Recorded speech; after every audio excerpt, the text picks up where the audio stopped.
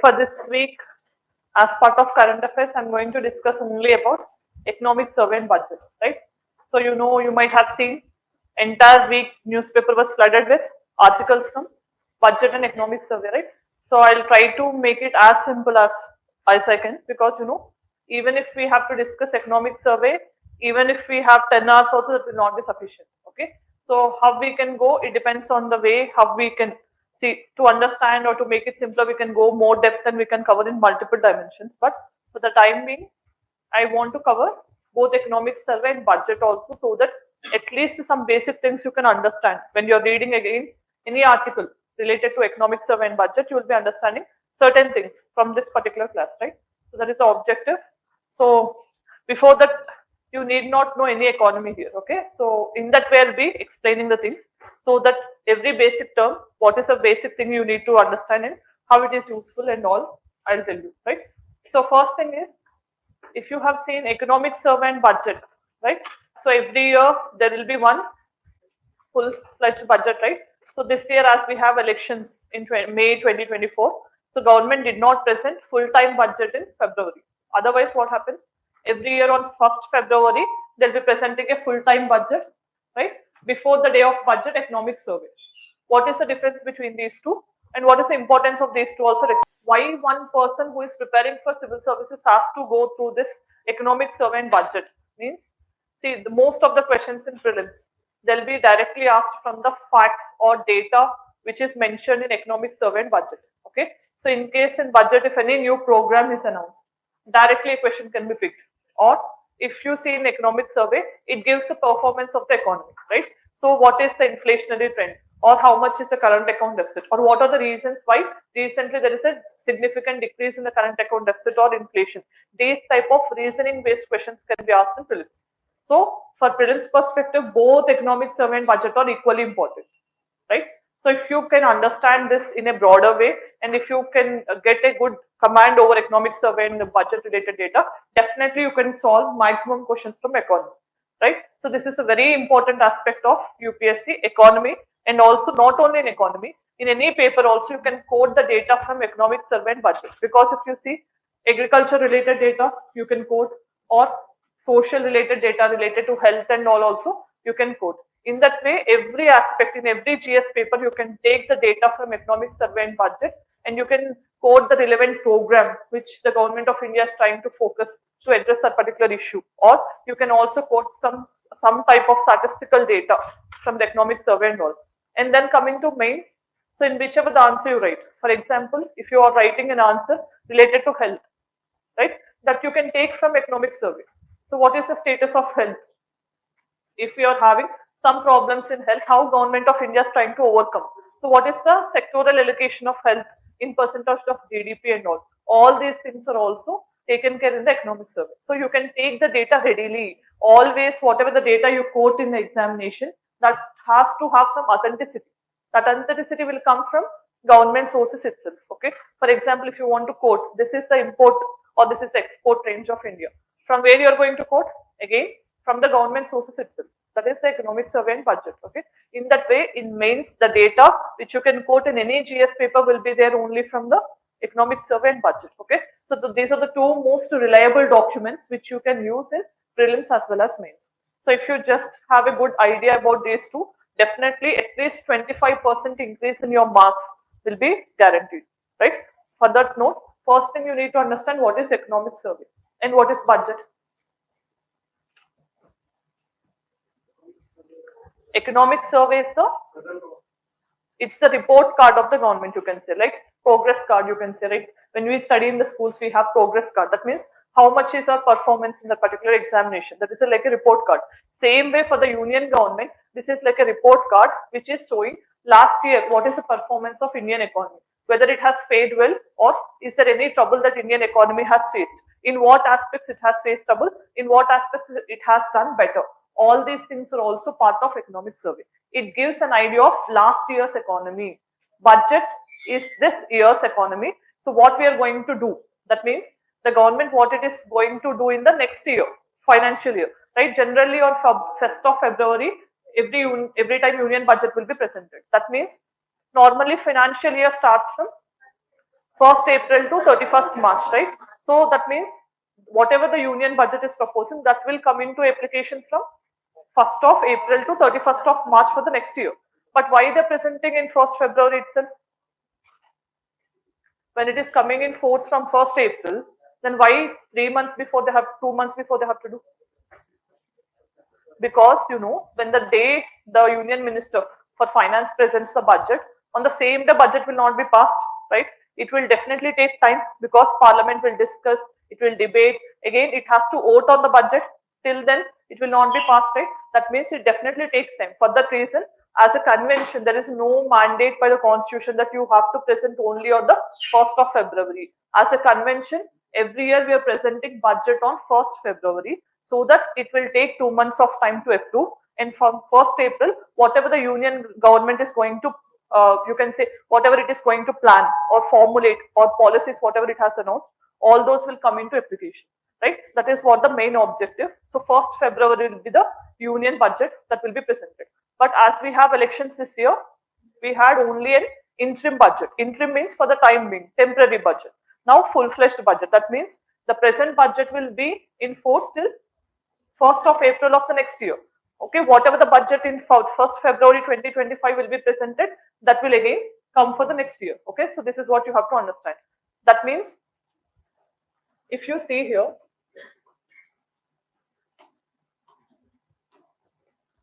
economic survey, anytime if you see, it will denote the financial year of the last year to present year, right? This will be the title if you see, financial year 23-24. That means already last year's performance in the economy, that will be given detailedly in the economic survey. When you come to the union budget, it will mention about the financial year 24 and 25, right? So this is what you have to keep in mind, right? Is the difference clear for everyone? Last year's performance is detailed in the economic survey. Whatever the government is expected to do in the coming year, that is detailed in the union budget, right? So this difference you need to understand, right? Clear? So then who is going to prepare or who is going to table this? Ministry of Finance does this. But who is actually having the constitutional obligation to present the budget? President of India, right? So President of India has to table down the budget before the parliament. But instead of him, who is doing this actually? Finance Minister, right? So Finance Minister is doing on behalf of the President of India. So if you see, both of these are under the responsibility of Ministry of Finance, right? That is one another thing you have to keep in mind. Now, if you see from the independence, how we are going to present this economic survey and union budget means a day before, okay? This practice is started only from 1964, okay? From 1950, when we had our constitution coming into force, till 1964, on the same day we used to present both the economic survey as well as union budget. But later on, we have changed that to a separate day, like a day, just a day before the union budget, economic survey will be tabled, and the next day, union budget will be tabled. This is how the practice has started, right? So with that note, let us start the discussion of economic survey. So who is going to prepare this? Economic Division, Department of Economic Affairs under Finance Ministry. That is a department mainly responsible for preparing economic survey. Okay, so this is very important. Sometimes one statement can be asked, which is a department that is responsible for preparing the economic survey. Department of Economic Affairs under Ministry of Finance. Who is going to prepare this? Chief Economic Advisor. There will be Chief Economic Advisor for the Prime Minister and the Council of Ministers. That person has a responsibility of preparing the economic survey, right? Then, so I told you. So it was actually first presented as part of the budget, means along with the budget they used to table, but later on it got separated in the year 1964. From then we had separate tabling of the union budget and economic survey. Then what will be part of economic survey? If you see, it is showing the country's economic development, how we have developed and what are the challenges. Then it is also giving a review of the economy in the past financial year. Always this is very important. What we have achieved, in what aspects we have done better, in what aspects we couldn't do better. All these things will be highlighted so that entire country, including parliamentarians, will understand how economy is performing. If there is any trouble, that has to be corrected in the present budget, okay, so that we can improve ourselves, right? Then if you see entire thing, okay, this image is very important, right? So if you want to write any question related to core economy, when you are going to write about external sector, you will be writing about a foreign exchange reserves. What is foreign exchange? I'll explain. Then if you're going to show what is the state of economy, fiscal deficit. So this data graph or infograph, if you have, you can quote the data from this particular thing, okay. So this is part of economic survey only. So what is India's performance? So how much is industrial growth? How much is the food grain production? So when you're writing an answer related to agriculture, you will be taking that information from here. You will be saying in 23-24, almost 328 million metric tons of food have got produced in India. If you want to quote anything related to fiscal deficit there, foreign trade here, like this, all sector related infograph was part of this economic survey. This is very important, okay. So you need to know the previous year and this year. Sometimes how UPSC will ask a question in prelims is, they'll ask you, for example, if you see this fiscal deficit, okay, in short, fiscal deficit means what? The gap between the income and expenditure of the government of India, right? So you know, everyone also like us, government also have some limitations, right? So how much it is in earning and how much it is spending. So you know all the time what should be more?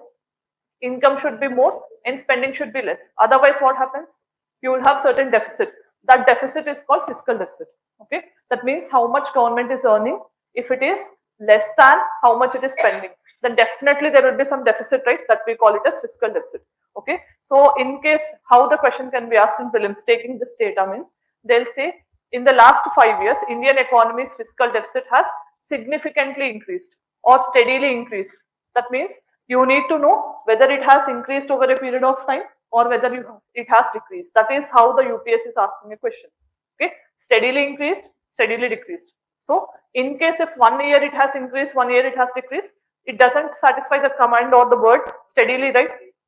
That is what UPS is expecting. That means you need to know at least the trend of that particular parameter in the last 5 years, whether it has increased or decreased or increasing, decreasing, whether it is continuous or not. So these things have to be carefully taken off, right? This is what you have to keep in mind after the class also. Once observe these things, right? Trends. Then now if you see what is GDP growth, okay, this is the most important parameter of economy, right? So how a country is going to perform, you will be understanding using the GDP growth, right? So if you see if you are performing better or not, how we are knowing? Through mentorships we are knowing your marks. So there is a feedback form, so to assess whether there is an improvement in your performance or not. Same way Indian economy also will be assessed by its main parameter is GDP growth, okay? So you have to know what is the difference between growth and development, right? Can anyone explain me what is the difference between growth and development? Growth is okay, okay. Is there any other difference? That's okay. Very good, excellent. Growth is quantitative.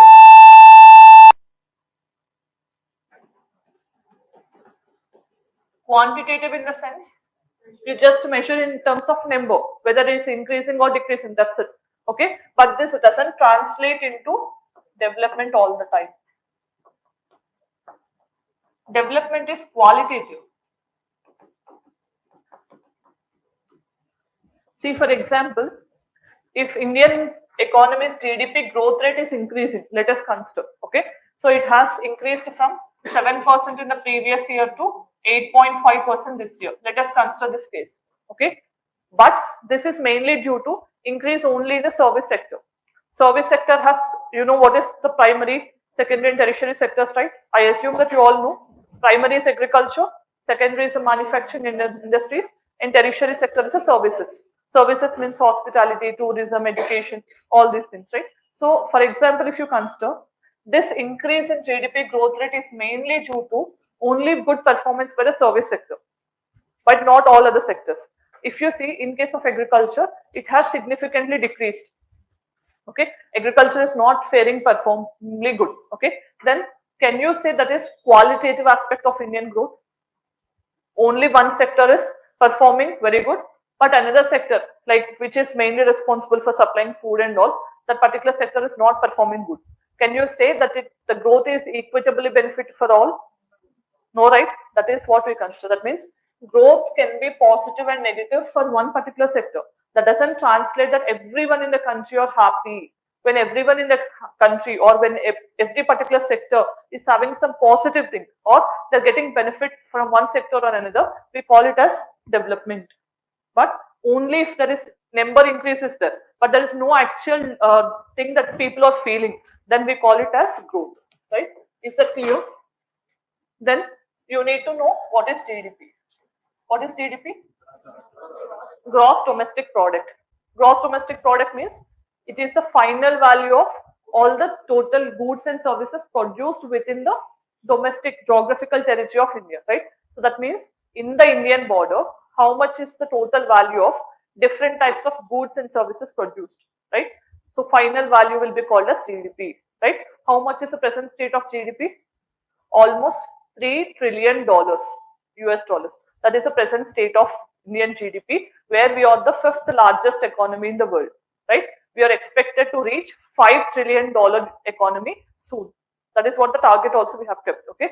The present state is $3 trillion US dollars, you can say, that is the economy. Then, if you see here, in 2021, it is minus 5.8. Why is the negative growth rate recorded at that time? Very good. There is COVID-19, lockdown, no production. If there is no production, half the consumption takes place and half the government is going to earn something, right? So if production takes place, that will be translated into consumption. We consume, right? So someone is producing this AC. I am buying, that is a consumption. When I am doing this buying and selling only, there will be some tax that is paid to the government. In that way, it is earning, right? So that means there should always be production and consumption. Otherwise, government will not have any source of revenue. But at that point of time, due to lockdowns and all, what happened? Government is having everything shut down, right? So it couldn't achieve anything. So that the growth rate is negative here, right? So then if you see afterwards, significantly it again has increased. Why? Because government has taken different measures. When you are already in trouble, you need to have some incentives given, right? So you have to boost the confidence in the economy. You have to provide money for the people so that the businesses will again restart and everything. In that way, government has taken good measures, because of which we have this positive. From negative to positive, we had a significant change, right? Then if you see, after this again, we had some difference, okay? So that means if a statement is asked that in the last 5 years, GDP of India, okay, has steadily increased, that whether that holds true here? No, right? Because so if you see there is increase, then decrease, again increase, again it is expected to decrease. So what is this economic survey saying?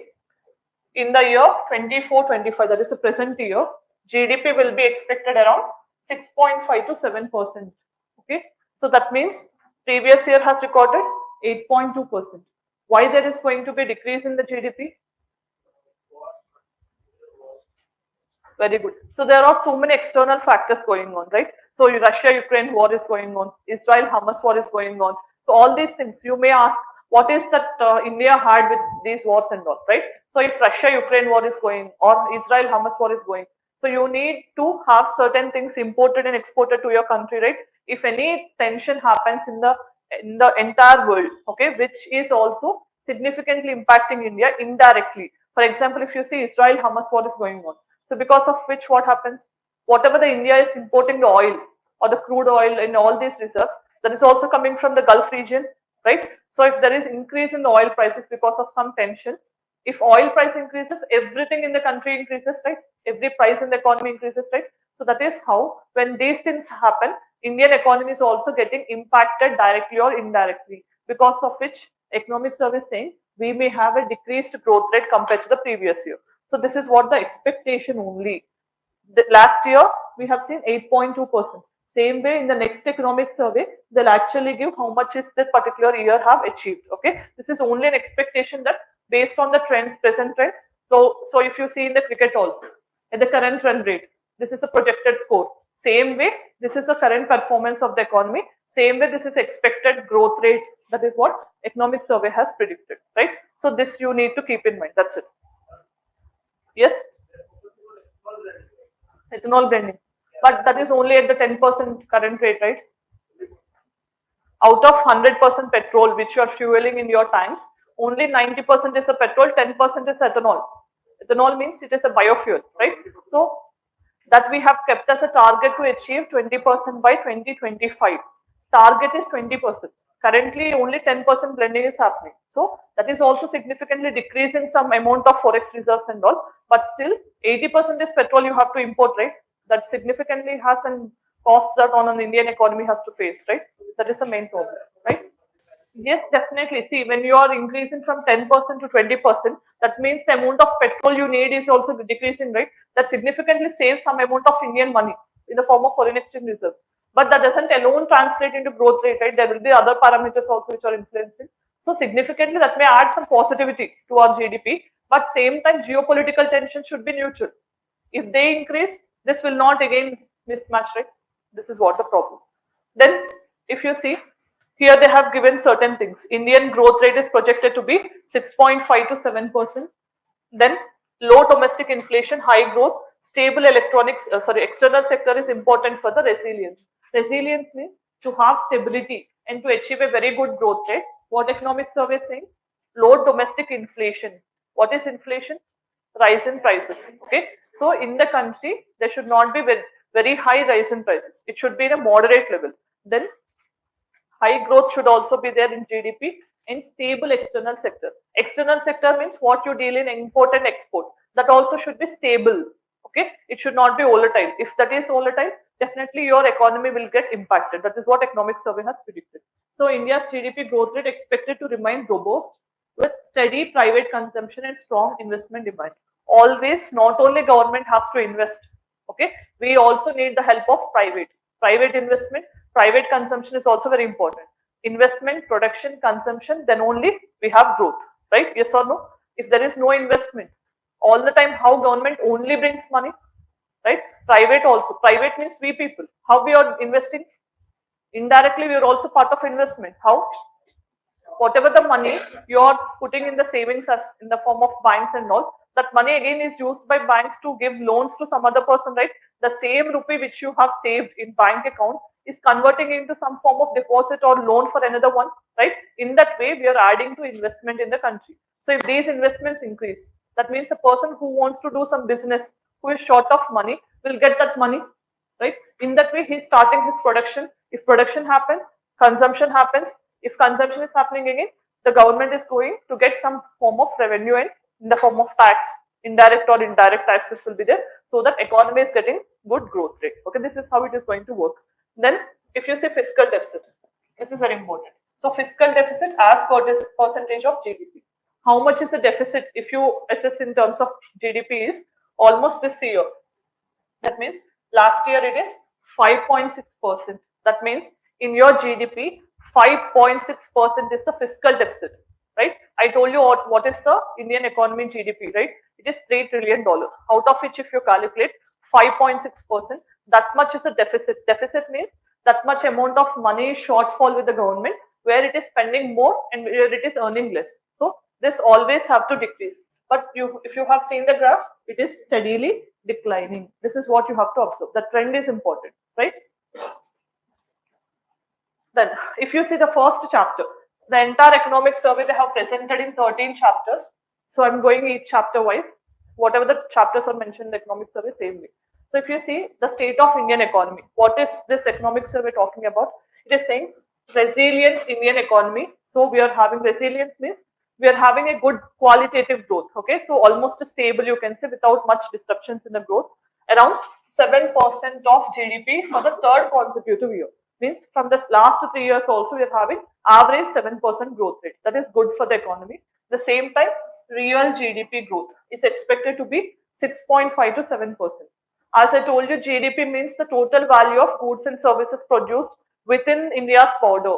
One thing you have to keep in mind, there is two terms, GDP versus GNP. What is the difference between these two? GDP means total value of goods and services produced within Indian territory. That means if any foreigner who is non-Indian is also participating in the production in India within Indian border, that particular service also will be calculated as part of GDP. But GNP, gross national product, means only Indians who are producing within India will be counted. Okay, not only in India, abroad also Indians have to be considered. But in GDP, within the territory who are participating, irrespective of citizenship, Indian and foreigner both will be counted. Okay, in GNP, even Indians who are settled abroad, if they are also contributing to Indian economy by some way, that also will be calculated. National, domestic, right? This is what you have to understand. In this GDP, we have two things. One is real and nominal. What is real and nominal? In inflation also, real inflation, nominal inflation, we'll see.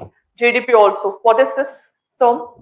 First thing is nominal means in the present year. Okay, how much is the growth rate or how much is the GDP in the present year? We call it as nominal, right? Present year means we call it as current. Okay, current year. Then what is real? If you compare that with the constant year in the sense, for example, if you want to assess how much is the GDP, if you think Indian GDP is 1 lakh rupee, okay, that means in the present year only we'll understand how much is the production.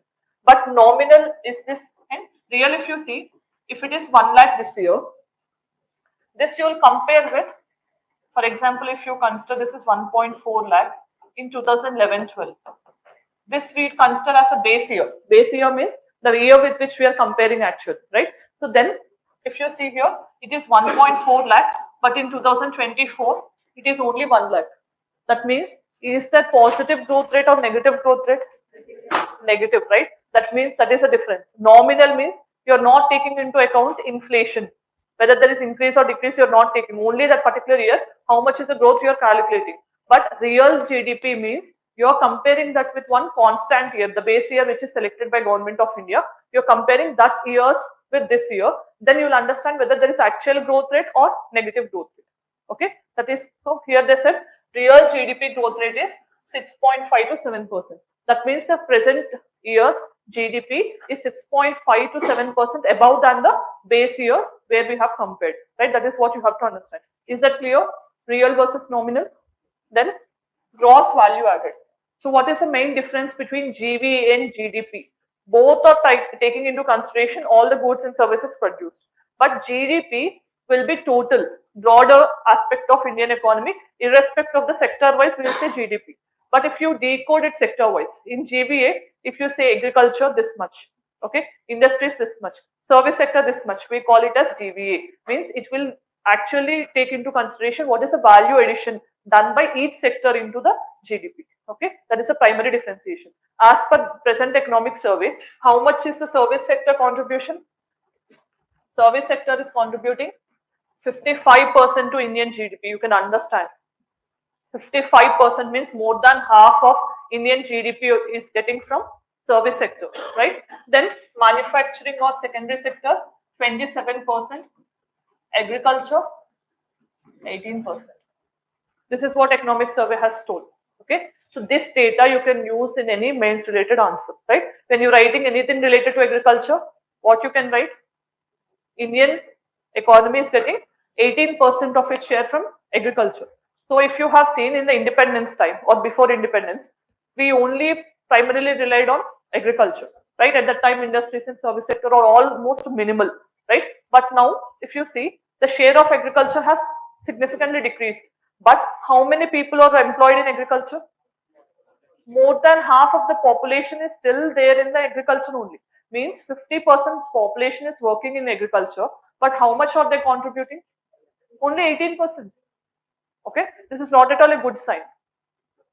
Generally, you will study in economy also. Any economy will transfer from agriculture to manufacturing, manufacturing to service sector. But only Indian economy, without shifting from agriculture to manufacturing, it has directly leapfrogged to service sector. Okay, we didn't focus that much on the manufacturing or the secondary sector. That is a problem of Indian economy. For rectifying this problem only, Government of India has launched certain initiatives like Make in India, Atmanirbhar Bharat, right? Why we have launched this? Because we didn't focus enough on manufacturing sector.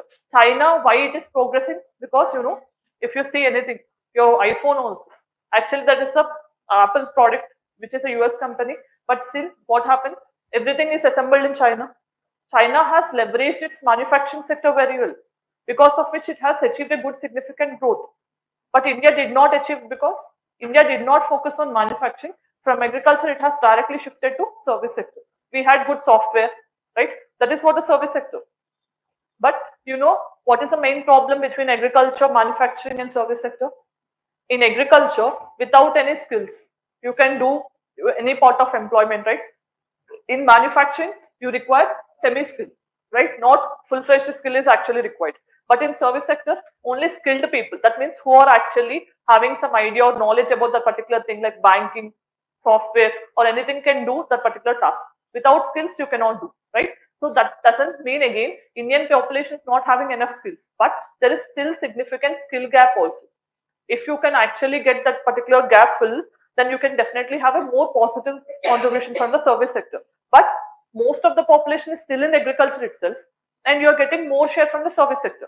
That means half of the population in agriculture also, they're not able to do enough contribution, right? That is what the problem we are facing in Indian economy. We need to correct this problem of agriculture and manufacturing sectors. Okay, so service sector is doing good, but at the same time, agriculture and manufacturing also has to be taken care, right? That is what this particular thing is suggesting.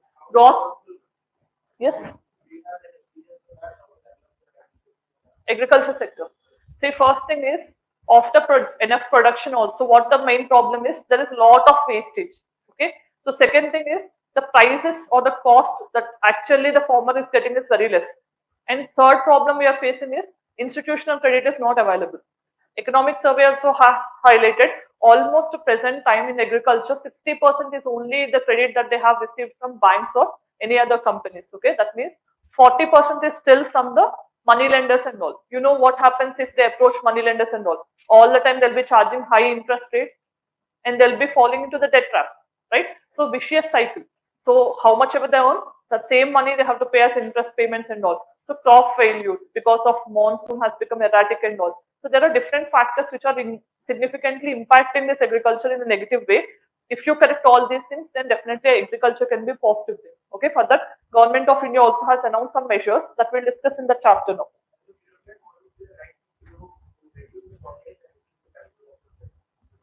See, what is that you have to do is you have to eliminate the middlemen in agriculture, you know. So, right, actually you will be seeing in the newspapers also, tomato is one only 5 rupees per kg or 10 rupees the farmers are throwing on the roads and all. We'll be seeing these things. But same time, what happens suddenly, tomato prices will be increased to a rate of 100 per kg or 80 per kg and all. Why is this much difference happening in the agriculture sector? Because some traders or the middlemen, they're artificially increasing the prices. When there is a continuous rainfall, see these times you are having continuous rains, crops may get damaged, right? At that time, you know, when damage happens, demand will be almost same, supply is getting limited. So when demand and supply this mismatch will be there, what happens generally? Prices increase. At that time, artificially also what the farmers will do, no, farmers will be selling to the traders, because you know tomato, onion and all, they cannot, in case if they're not getting a better price also, they cannot keep for long, yes or no, because they easily spoil and all, right? For those reasons, what they have to do, how much is the price they get, they have to sell it off, yes or no? So what happens is, even if the farmer is selling off at a low price also, the trader will artificially hoard in the sense, they keep this particular crop for some time, so that artificially the demand increases. Okay, so they'll keep the supply limited, they'll stop this particular supply of tomato for a certain time, for 1 day or 2 days, so that what happens, artificially demand for this increases. When demand increases and supply is limited, what happens, you know, price will definitely increase. This is what actually happens. So you need to correct this particular problem where middlemen's role in determining the prices or in determining demand and supply has to be limited. For that only government, if you see any time when the prices of onion or tomato, which are very volatile, the government will normally sell it through right bazaars and all, right? Because the middleman is the main problem. The farmer is actually getting 10 rupees per kg only, but it is a middleman who is making it 10 rupees to 50 rupees or 60 rupees, and he is getting that margin of 40-50 rupees. That's the main problem in the agriculture. So these things you have to ensure. For that only we have agriculture, national agriculture market, electronic market, ENAM, we have certain things are there by Government of India. We are also giving MSP, minimum support price and all. So certain things are taken care by the Government of India so that this particular price gaps will not be there. So that is the main thing. And to minimize the wastage, we also have started focusing on processing sectors also. Processing in the sense, if you have extra, so suddenly there is a good tomato bumper crop, you can say, then what can we do? We can convert into ketchup or sauce or something, and we can process and we can keep it for the future use, or we can sell it in another way. Otherwise, what happens? They get rotten and they spoil. So in that way, we have to add some value addition. We need to ensure farmers are getting better price. So we have done some measures, but still those are inadequate, you can say. So there is a lot of scope to do in agriculture, but again, agriculture as a whole, if you see, limited allocations will be there. Government also need to take care about different dimensions, not only agriculture, defense, different things will be there. So enough money is also not available with the government. So like this, we have different problems. Okay. So that we'll discuss when you have your economy classes started. Individual sectors will be taught. Okay. Then next, what we have is, so if you see in GVA, they said the base price they have compared is 2011-12. With respect to that particular year, almost there is 7.2% increase in the present GDP. Okay, gross value addition. Then CAD. CAD means what? Current account deficit. Okay, current account deficit means how much is your import and export, which should be high for any country. Export is where you are getting money into the country. Import means you are paying to some another country. Yes or no? Do you know this difference between import and export, right? So export should always be very high and import should be very less, right? But on the contrast, India is facing very high imports and we are getting very less exports. Okay, where what is the primary import? Oil, right? We don't have enough oil. As the population is increasing, demand for oil is increasing. So we have to import more oil, for which you are paying more rupees. And India, what it is earning from exports in the form of rupees is very less compared to the imports. When this difference is there, again it is creating deficit. Fiscal deficit is where the government is earning and spending. But this is in terms of import and exports for the economy. So when imports are high and exports are less, then we call it as current account deficit. This should be very low. But again, as a positive sign, in the economic survey, it is stated as only 0.7%. That means it is constantly declining, which is a positive sign. Okay, so 0.7% of the GDP during last year. You can say fiscal year or financial year of 23. So in the last year, that means in the before last year, it was around 2%. From 2%, it has decreased to 0.7%, which is a positive sign. That means our exports are increasing and imports are decreasing, but still there is some deficit. అది base year గా fix చేస్తారు. Base year గా fix చేయాలని అన్నప్పుడు ఏంటంటే government different factors ని తీసుకోవాలి. ఆ ఇయర్ స్టేబుల్ ప్రైసెస్ ఉండాలి, ఇన్ఫ్లేషన్ ఎక్కువ అప్ అండ్ డౌన్ అవ్వకుండా స్టేబుల్ ఎక్కడ ఉంటే ఆ ఇయర్ ని బేస్ ఇయర్ గా తీసుకుంటారు. Okay, that will be decided by the government. Then so if you see external debt to GDP ratio, so when we have this deficit in the form of fiscal deficit or current account deficit, the government has to take money either from us in the form of market, or in case if it is not sufficient, it also has to borrow from the outside, right? From World Bank or any private companies or investments also, right? So how much is the debt to GDP? How much we are borrowing means almost 18% is the external debt to GDP. Okay, that's not at all good. That has to be very minimal, but unfortunately we are having 18% of our GDP is in the form of external debt. Okay, then what is the tax base? Major source of revenue for the government is tax, right? So but how much is the tax rate means if government is earning 100 rupees, out of which 55% is coming from the direct taxes. What are direct taxes? Where you and me are directly paying to the government of India. How? Income tax for personals, and for companies it is corporation tax, right? So GST is an indirect tax. Indirect means you are not directly paying to the government of India, right? So there is a product on which you are paying GST, and that product again will be translated to the government of India. In that way, indirect taxes is almost 45%. Okay, that means this is also a good sign. But what happens actually is there is no much tax realization. Realization in the sense, so many persons are eligible to be taxpayers, but still all of them are not paying taxes promptly. So you have almost 50 to 60 crore population who are in the tax bracket. If you have seen in that particular slide, I have mentioned 0 to 3% of, you can say 0 to 3 lakhs. That means up to 3 lakhs, you need not pay any tax. Beyond which you need to pay certain percentage of that particular amount as tax. But Can you say that no one in the country, only 3 to 4 crores only earning less than 3 crores and above which everyone is earning something? No, right? So there are some people who are earning significantly more than 3 lakhs, but still all of them are not ready. You know what happens? Tax evasion. Evasion in the sense they try to show that they're earning less compared to what actually they earn, right? That is what we call it as black money and all, right? Black money means they try to show in the tax bracket. Okay, for example, if I'm earning 5 lakhs per year, then I'll try to show that I'm only earning 3 lakhs. If I'm in the 3 lakhs bracket, I'm not qualified to pay tax. So that amount of money which I have to pay, 20,000 or 30,000 to the government, I'm showing it another way to minimize that also. I want to save the 25,000 or 30,000, right? That is what tax evasion. This is a forest state of the economy where most of the people are eligible to pay, but they're showing some another way and they're hiding it from the tax bracket where the government is also losing the revenue, right?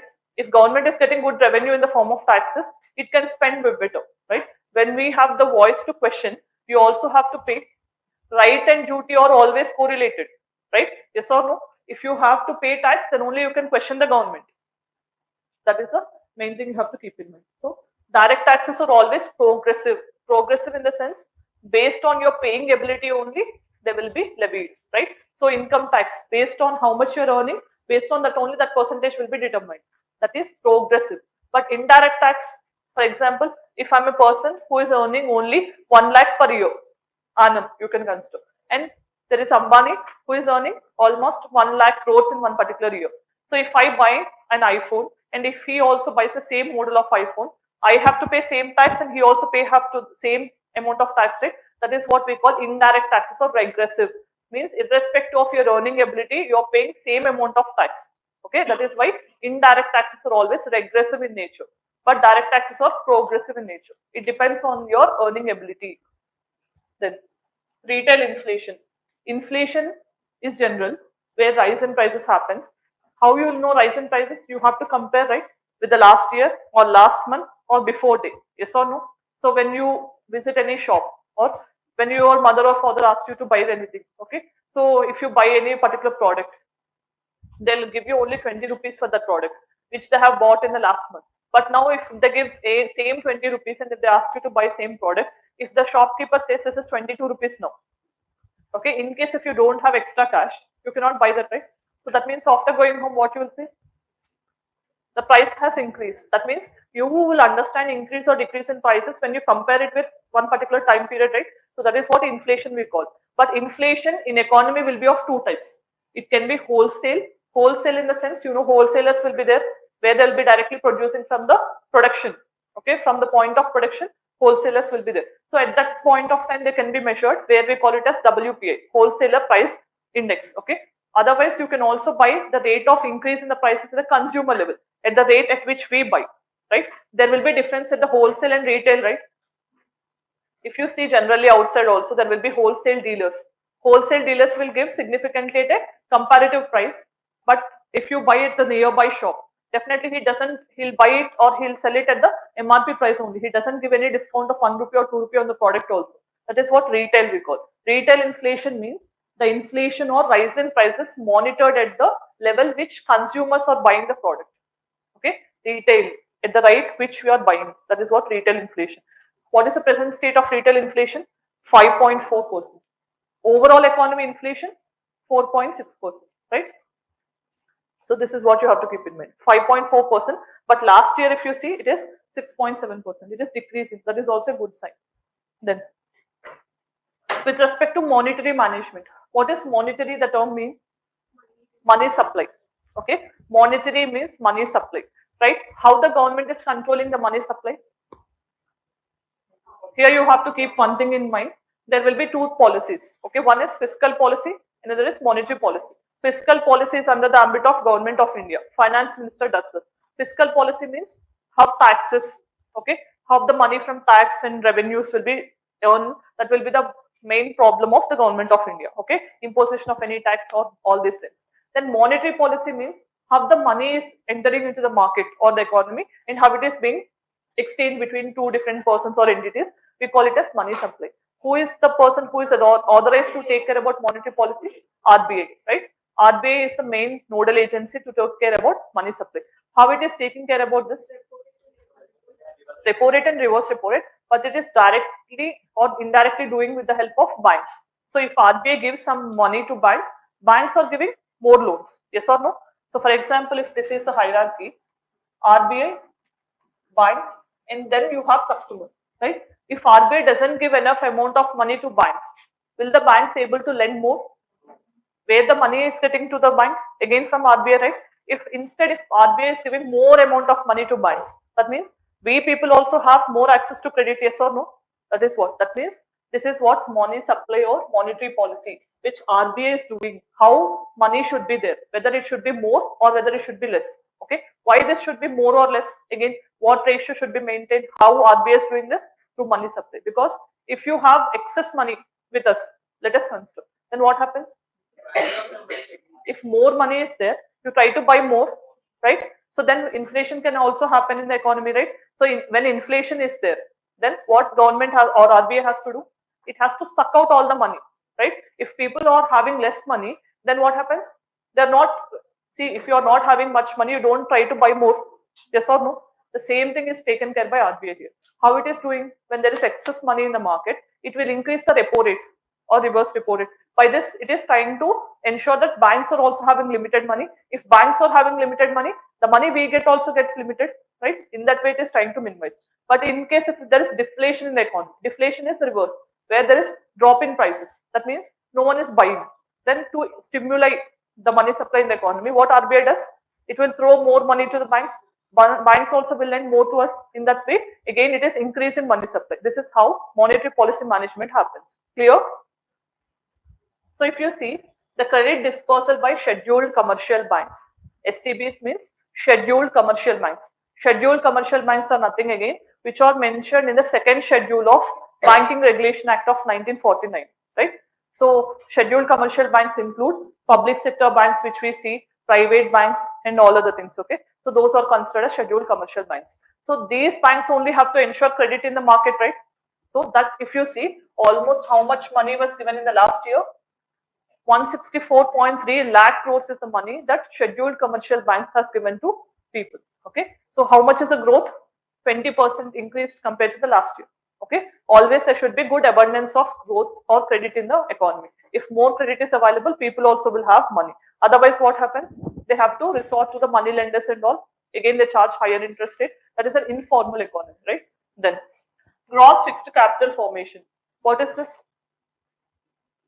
Just simply remember, gross fixed capital formation is nothing but an indicator of investment in the economy. Okay, how much is the investment, especially in the fixed assets? We monitor it with the help of gross fixed capital formation. How much is the investment in the economy? Means if you see how much is the investment, 29%. This always should be high, more. Okay, but compared to the previous year, it has increased. That means more people are trying to invest in the economy. If more investment is there, that is good for the economy, right? So that means this always should be high. Then what is financial inclusion? Inclusion means what? Inclusive. Inclusive means when I address all the needs of my students, we call it as inclusive. Same way, financial inclusion in the sense some people or some particular public or left out of financial sector. Okay, what actually happens? For example, if there is a concept of distributing the pension, okay, so you know pensions will be distributed by the government to the people, right? So in case if that person is not having a bank account, one person is not having bank account, is getting that particular money in the form of cash. Another person is getting through the bank account. Who is actually receiving the best amount what the government actually wants to give?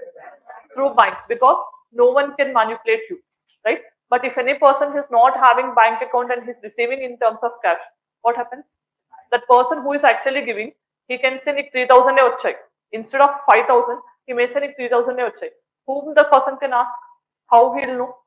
Right? But if it is in the bank account, government will directly deposit in the bank account. There is no chance of middleman who is actually exploiting the situation. That is what financial inclusion. Why government wants to do this is mainly to eliminate corruption or to minimize this wastage of money and all. Okay. For that reason only, if you have remembered, Government of India has launched Pradhan Mantri Jan Dhan Yojana. Have you heard about this? Zero balance accounts also. Why? Because people initially, if you have to open a bank account, there's a lot of procedure that you have to go through, verification, some documents you have to adhere and all. At the same time, you need to maintain certain balance in the accounts and all, for which people are generally hesitant to open a bank account. But to promote financial inclusion only, Government of India has launched this Pradhan Mantri Jan Dhan Yojana, where they're opening zero balance accounts. You can, with free of cost, you can open a bank account, and there will be other benefits also that government will give, like to pay card will be given, ATM card, certain things. So this is nothing but financial inclusion, where we are trying to bring everyone onto the bracket of banking and financial sector. Okay, so if you're out of the financial sector, then you are again susceptible to these things. That is why Government of India wants to promote financial inclusion. One another thing you can say is Jan Dhan Yojana, I told you, and DBT, direct benefit transfer. If you see Pradhan Mantri Kisan, or you can say Raitu Bandhu, all this money is getting deposited directly into your bank account, right? That is also financial inclusion. DBT, direct benefit transfer. Whatever the benefit you are getting, that is directly transferred into your accounts, right? If you see, that is a goal and also enabler for sustainable economy. If there is less corruption, okay. So here you have to remind about one of the quote or one of the sentence that our former Prime Minister Rajiv Gandhi has said, that every rupee that central government or government of India spend, only how much is the thing that normally it reaches to the customer is 20 pice. Okay. If the government of India is spending almost 1 rupee, till the end, by the time it reaches a customer, how much is the price they're getting? 20 pice. That means 80 pice of the Indian government money is actually lost in the form of corruption or something. Okay, so that means all the government is spending, it is not actually translating into the customers. Okay, that is what the level of corruption. To decrease this only, we have the objective of financial inclusion. Very important, right? Then, and also it is important for growth and to reduce inequality. Inequality means the gap between rich and poor, have and have not, and also elimination of poverty. Okay, so these are the main things which can be tackled with financial inclusion. Okay, then next biggest challenge before Government of India is digital financial inclusion, right? So again, if you don't have digital financial inclusion, what happens if you have a bank account but you need to have ATM to withdraw money, right? You cannot directly withdraw. If there is in rural areas, if there is no, only one bank branch is there and that ATM is not functional, right? Then if that person he wants some money from his account, then can he access that money? But instead, if we have some digital means of UPI or something and all, then it will be more easier, right? That is why most of the people in India are illiterate, and rural India also, if they don't have that much of digital literacy and all. For that reason, the Government of India is trying to promote digital financial inclusion, which will be more incentive for the people. Okay, in the remote areas or the rural areas, it will be very helpful for them because they need not always again go to the bank branch to withdraw the money and all. Using digital means they can transact, yes or no. If they have good idea about UPI transactions, without even going to bank, they can send money and they can receive money, right? For that reason, Government of India is also trying to focus on this, but this is the biggest challenge also because literacy is only 74% in India according to 2011 census. But if you see digital literacy, it is far below, right? That is why. Then India is also expected to be a fast growing insurance market. In US, if you see any patient, if they have admitted into the hospital and all, immediately they'll have insurance. If you don't have insurance, what happens? You immediately have to pay bill, right? Otherwise, the hospital people will not start the treatment. But if you have insurance, that's easy, right? You will be paying before, but at the time you have that money which is in the form of insurance. But in India, insurance penetration is very less. But now that awareness is also again generated, Government of India also have initiated different schemes to promote awareness about insurance and all. So in that way, this is also going to be an advantage in the future because health is the major sector where most of the people are spending their income, right? So almost 60 to 70% out of pocket expenditure we call, right? Suddenly, if any person have heart attack and all, so all the money that he had with him in the form of savings and all, he has to spend, right? So almost most of the expenditure is in the form of health related problems and all. For that reason only, if insurance is there, definitely it will act as a buffer, right? So in that way, government is also trying to promote insurance also. That is another thing. Is it clear so far? Right? Any doubts? Okay. Then if you see, Indian microfinance sector is the second largest. So here you need to know what is microfinance, right? What is microfinance? not personal loans, but the money or the finance which you're giving to the persons who are actually deprived of finance. For example, rural people, agriculture, microfinance, you can say MSMEs. So when you go to a bank and when there is a person who is already established in business and all, if that person also goes, to whom the bank generally will lend more? For the person who is actually settled in business. If you have very good idea, if you have a very good startup also to establish and all, government or the banks doesn't believe in you, because again that's a risky affair. If they give all the money, you may not ensure that you will pay actually, or you may not pay also. For that reason, that is why if you see in Indian case also what happens, you have more former suicides and all. But we also have Vijay Mallya and Nirav Modi escaping and staying in another country. Can we do anything on their particular thing? No. Why? Because they're already established persons.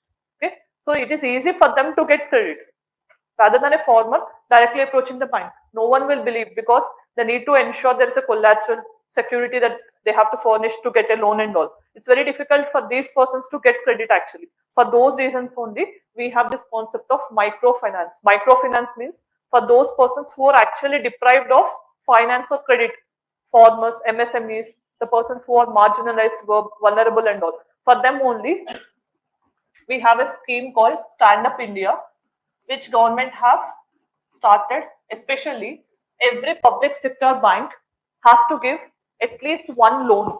Okay, one loan to SC/ST, either of them, and one loan to women, because these are the persons who generally don't get much credit access and all. For that reason, at least one, every branch of the public sector bank has to give either one loan to the SC or ST and one loan to women, so that we are trying to involve all them into the process of credit. Okay, that is one thing. So we are going to be the second largest in the world after China. That's a good positive sign.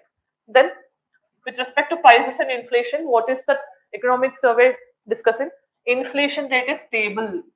So, as I told you, monetary policy is the main ambit of RBA, right? So, with respect to healthy economy, it has kept a target of 4 plus or minus 2% is the inflation. Okay, that means if you have the inflation, which is the rise in prices in the economy, within the bracket of 4 plus or minus 2%. 4 plus or minus 2 means how much? 2 to 6%. Okay, that means if you have inflation between 2 to 6%, that is healthy for the economy. You should not have zero inflation. Okay, there should be healthy inflation of 2 to 6%. If it is less than 2%, you need to take care something, and if it is greater than 6% also, you need to take care, right? So if it is less than 2%, then what you have to do? You have to insert more money into the economy to boost the growth. But if it is greater than 6%, you have to take money from the economy to decrease the inflation. Okay, so what is the economic survey talking? Here it is saying inflation rate is stable. Stable in the sense it is within that bracket of 2 to 6%. The same time, why? Because of effective monetary policy. Monetary policy is taken care by RBI. Fiscal policy, taxation and all will be the ambit of central government, especially Ministry of Finance, right? Then how these things are kept in stable, or how inflation is kept stable means, for that economic survey said government has announced the price cuts for LPG, petrol and all, right? As I told you, one thing clear is, if there is increase in petrol or diesel prices, that translates into every sector of the economy, right? Because without oil and diesel, nothing can be run in the economy, because everything has to be transported. When transported, petrol and diesel. So everything, if there is increase in petrol and diesel, price of every product increases in the economy, right? So that is how government has cut down. If you have remembered, 5 rupees or so they have decreased before the elections. Again, that is a different stunt. Okay, but still, because of decrease in prices of petrol and diesel and LPG cylinders also, okay, because of which there is a inflation that is in control, right?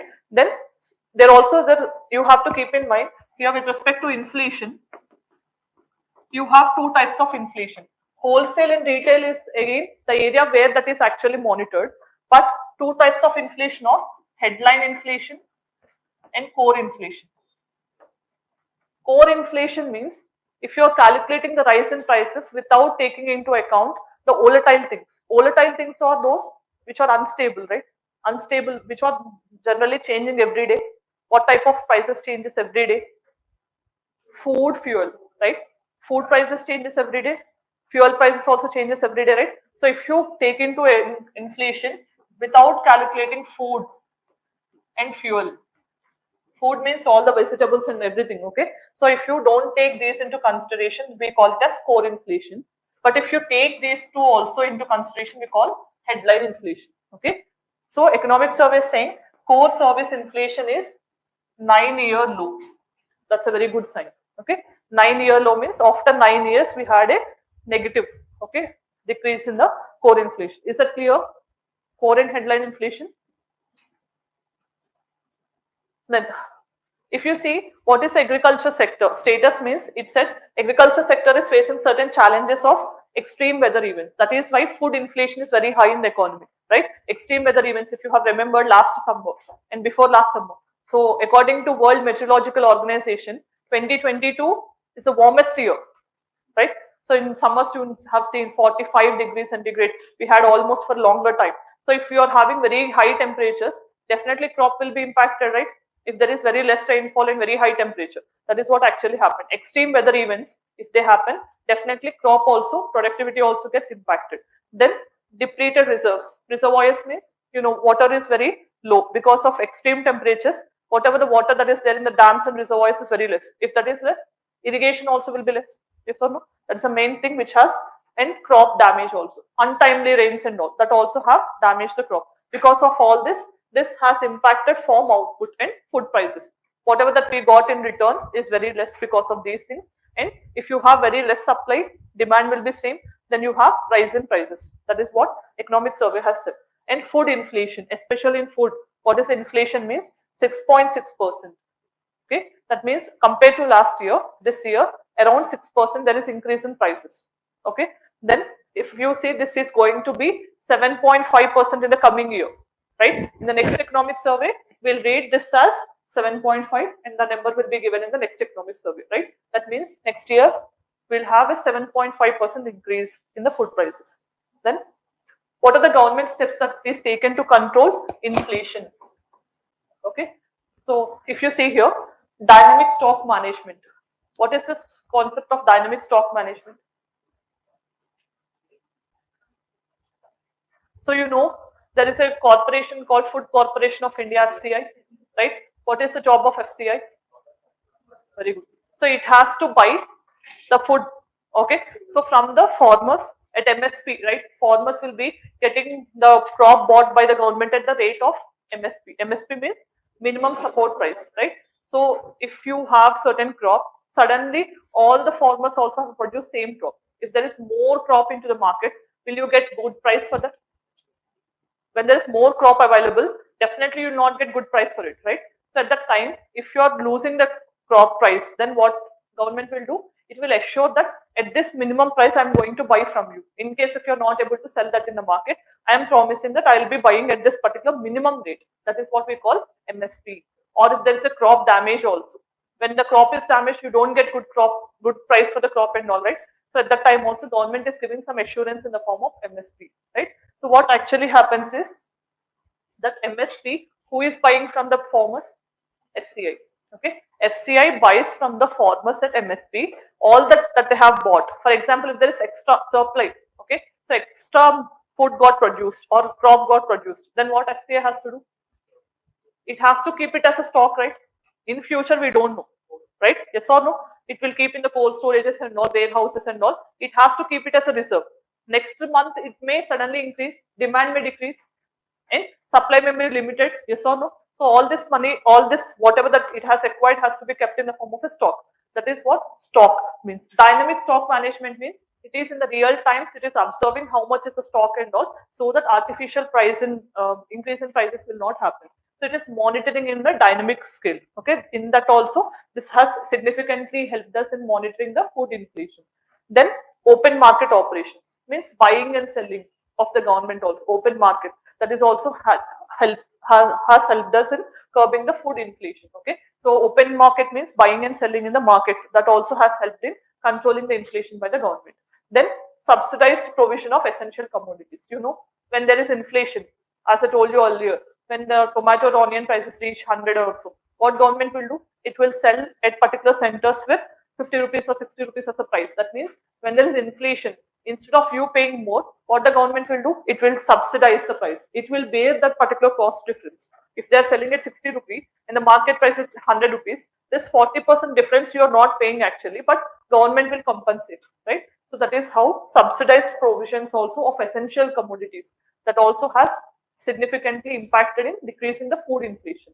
Then trade policy. Trade means with respect to imports and exports. So we are not good at agriculture exports. So some measures are taken by government to promote agriculture exports. That also has significantly decreased the level of inflation in the food category. So these are the measures which government has taken, highlighted by the economic survey to bring down the price in food prices last year. Then external sector.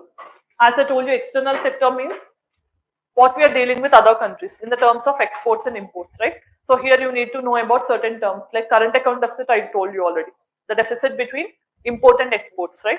So if you are having more imports and less exports, then we have current account deficit. Then you also need to know about FDI, FII, these things also. Okay, so let us see here. First thing is India's external sector remains strong. Why? Because external sector definitely has an impact, right? So if anything happens in the world, that is going to impact you directly or indirectly, as I told you, Russia-Ukraine war, how it has actually troubled you. Because if you have remembered, in last February, that means in 2022 February, Russia-Ukraine war started. At that point of time, if you have remembered, immediately sunflower oil prices increased. What is the link between increase in sunflower oil prices and the Russia-Ukraine war? Because we import maximum of our sunflower oil from Russia and Ukraine also. If they are in conflict, we are getting less.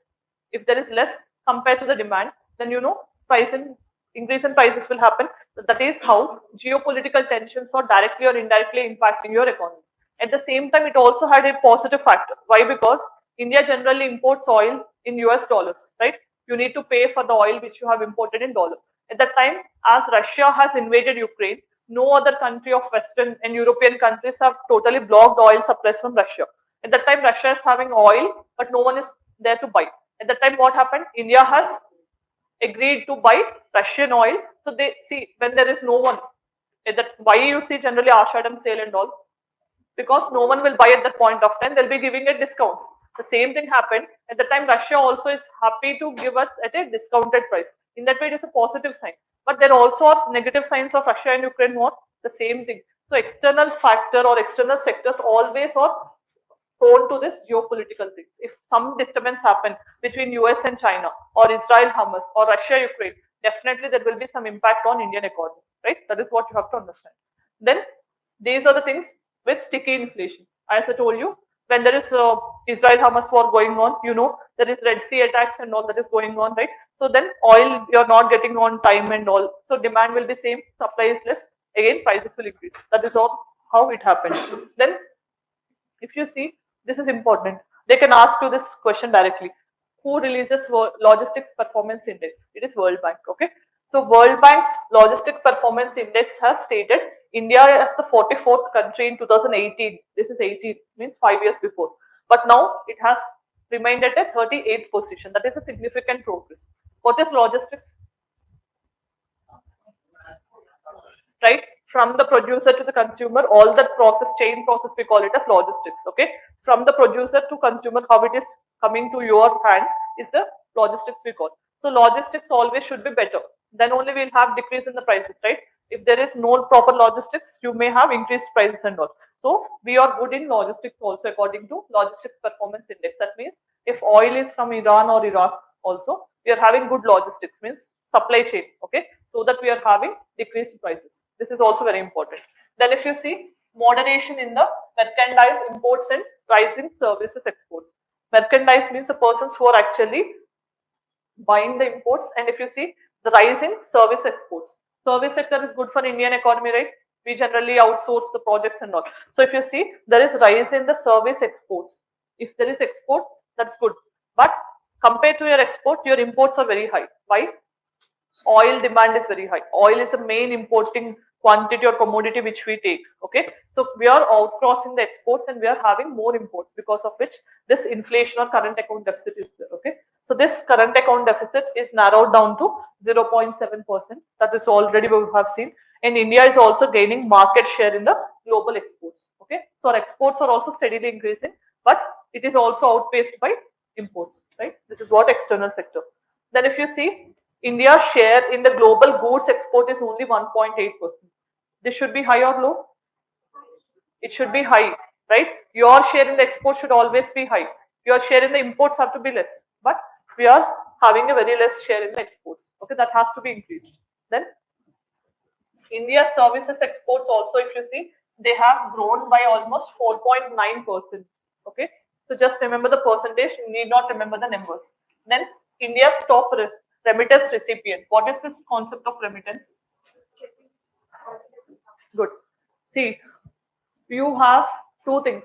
Balance of payments, balance of payment is nothing but the total number of transactions that the country does in the external sector. Okay, so this is classified into two things: current account and capital account. This current account again divided into imports, exports, and transfer payments we call, right? So whatever you're trading, that is part of current account, I told you. Imports and exports. Transfer payments means it includes interest payments, remittances, and etc. What is remittance? If any Indian who is settled in abroad will send certain money to the country back, right, for his like his or her persons in the home country, like parents or his family, okay, he'll be giving some money back to the country, right? With that money, they'll be buying something and they'll be giving some contribution towards the growth. That is what we call as remittance. Remittances are very important for the country, and especially a state like Kerala, which is highly dependent on remittances. If you have seen in the recent times, Kerala Chief Minister has protested in Delhi, saying that I'm not getting money in return for which what I pay generally. So you're paying all the money in the form of tax. He said, I'm paying almost 40 rupees, but I'm getting only 18 rupees in return. Why? Because Kerala is a state which is primarily dependent on tourism, at the same time remittances, because most of the Keralites are settled in Gulf countries.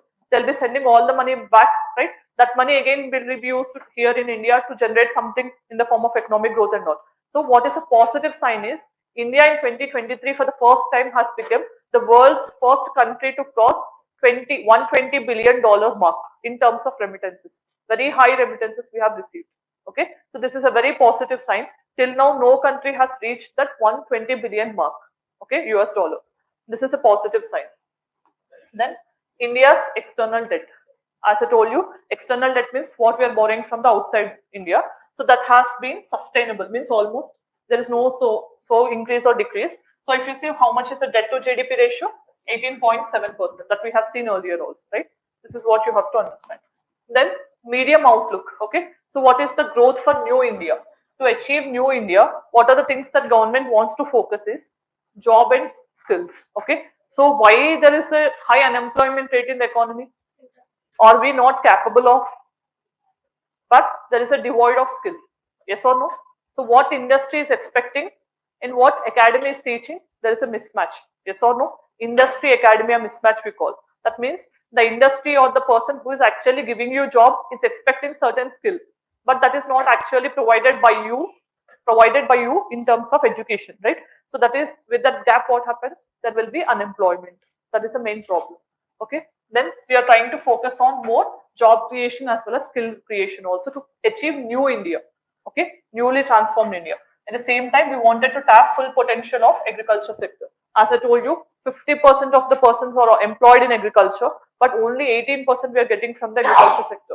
We have to fully realize the agriculture sector also, so that it will definitely add some positive to the Indian GDP. Then, if you say addressing MSME bottlenecks, what is MSME? Micro, small and medium enterprises, right? So if you see in India, it's not easy to establish a large industry for everyone, right? So if you have certain amount of money like 10 lakhs, you can establish a micro industry. If you have more than 25 lakh, small. If you have 50 lakh investment, it is micro, medium enterprise. So that means in India, there is a very high scope for establishing MSMEs rather than establishing a very large industry. All giant industries will be established only by wealthy persons or established persons, right? So India, if it can significantly implement, or if it can definitely leverage the MSMEs, definitely we have good prospects in terms of job creation, exports also, the same time growth rate also. This is an important topic in mains, where just if you have anything with respect to MSME, you can address that question in 3 dimensions. MSMEs definitely can stimulate the economic growth, employment. At the same time, it has the positive to add some export potential also. Exports, job, and growth rate. These are the 3 advantages if you can put something into the MSMEs. But what is the main problem? If MSMEs are having these advantages, why we are not able to realize this advantage? The main thing I told you is investment. Okay. So if you have 10 lakhs, if you want to establish anything with 10 lakhs, that doesn't mean that you need to have 10 lakhs with you, right? If you have certain amount of 2 lakhs or 3 lakhs, extra 7 lakhs are to be provided as a bank loan, then only you can start that business, right? Not everyone. See, if you are buying a car, that doesn't mean all the amount you are buying with your own money, you're taking EMI or something, right? That is the main problem. MSMEs are also not having credit. If you can provide credit to MSMEs, definitely exports, job, growth rate can be achieved. Okay. So if you see here also, they're saying what are the bottlenecks? That means they don't have enough sufficient investment is not there. At the same time, the infrastructure, market access also should be there, right? In case if they start some business, if they don't have market, okay, if I produce something and if I'm not having market, I'm into losses, right? How I can generate some GDP growth rate? Yes or no? That means all these have to be taken care by the government. Then only we can achieve new India, right? Then, so managing India's green transition. Green means what? We know in terms of climate change, we are facing different issues.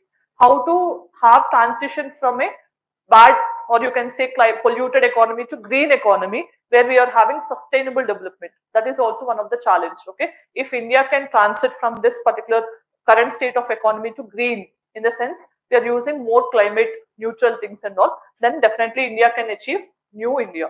Then we are also cleverfully, deftly means skillfully or masterly, we have dealt with Chinese conundrum. What China is doing?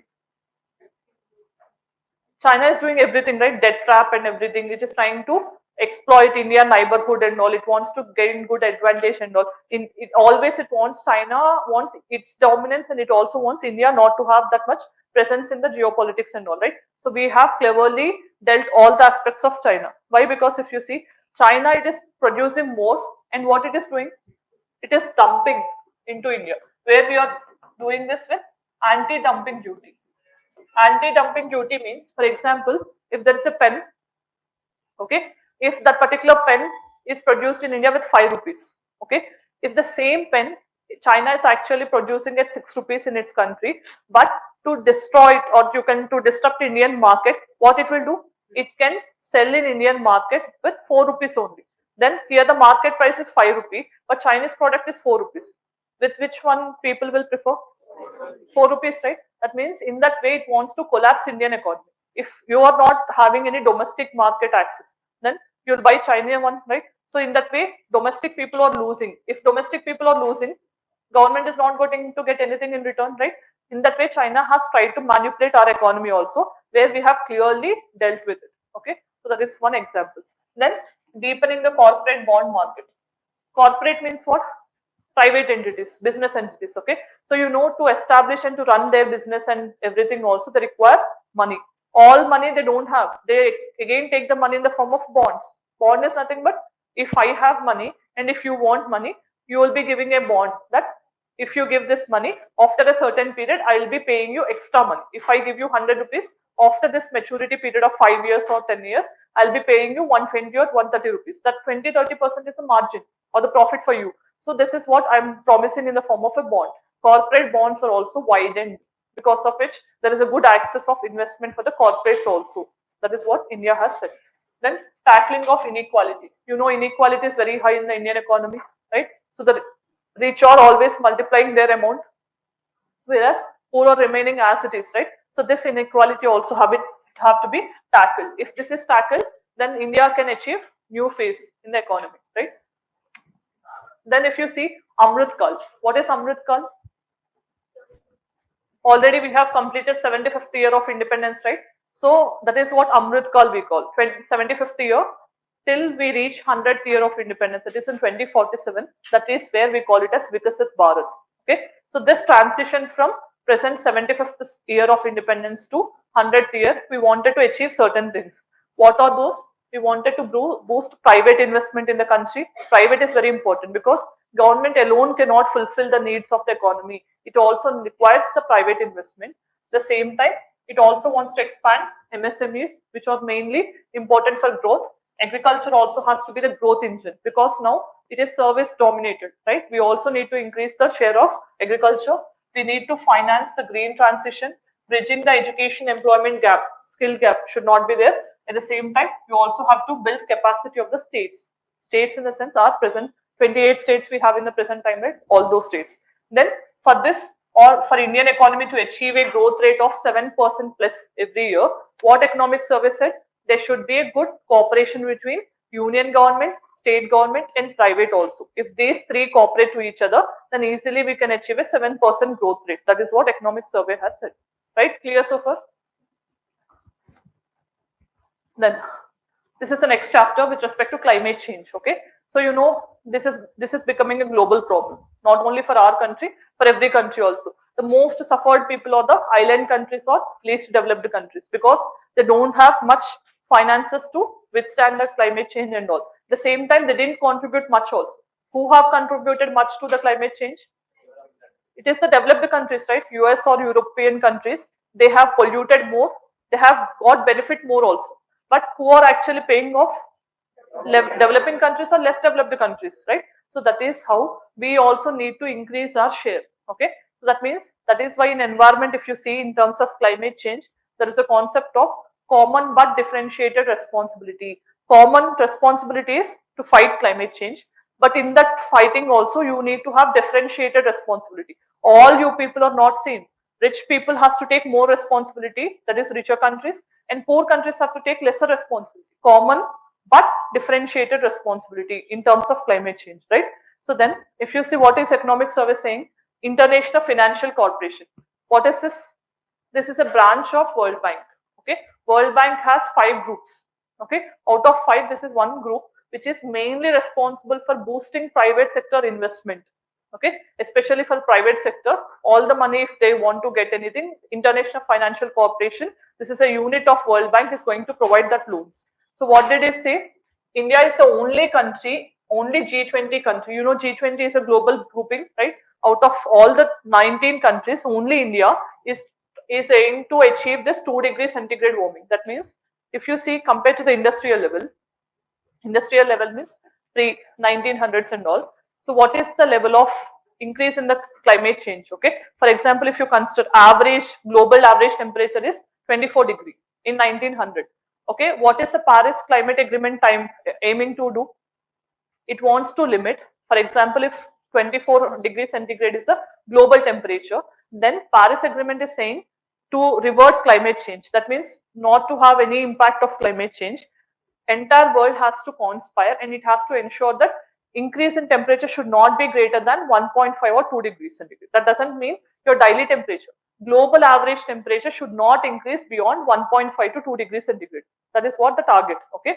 So in that regard, IFC has observed only India, being the G20 country, has kept the target within 2 degrees centigrade. All other countries, because of their practices and all, they're crossing 2 degrees centigrade temperature. If there is increase in 2 degree temperature compared to the global average, when you compare it pre-industrial level, then climate change is going to impact you. You are not going to stop the consequences. If it is within 1.5 or 2 degree only, then you can stop the consequences of climate change. That is what International Financial Corporation has said, right?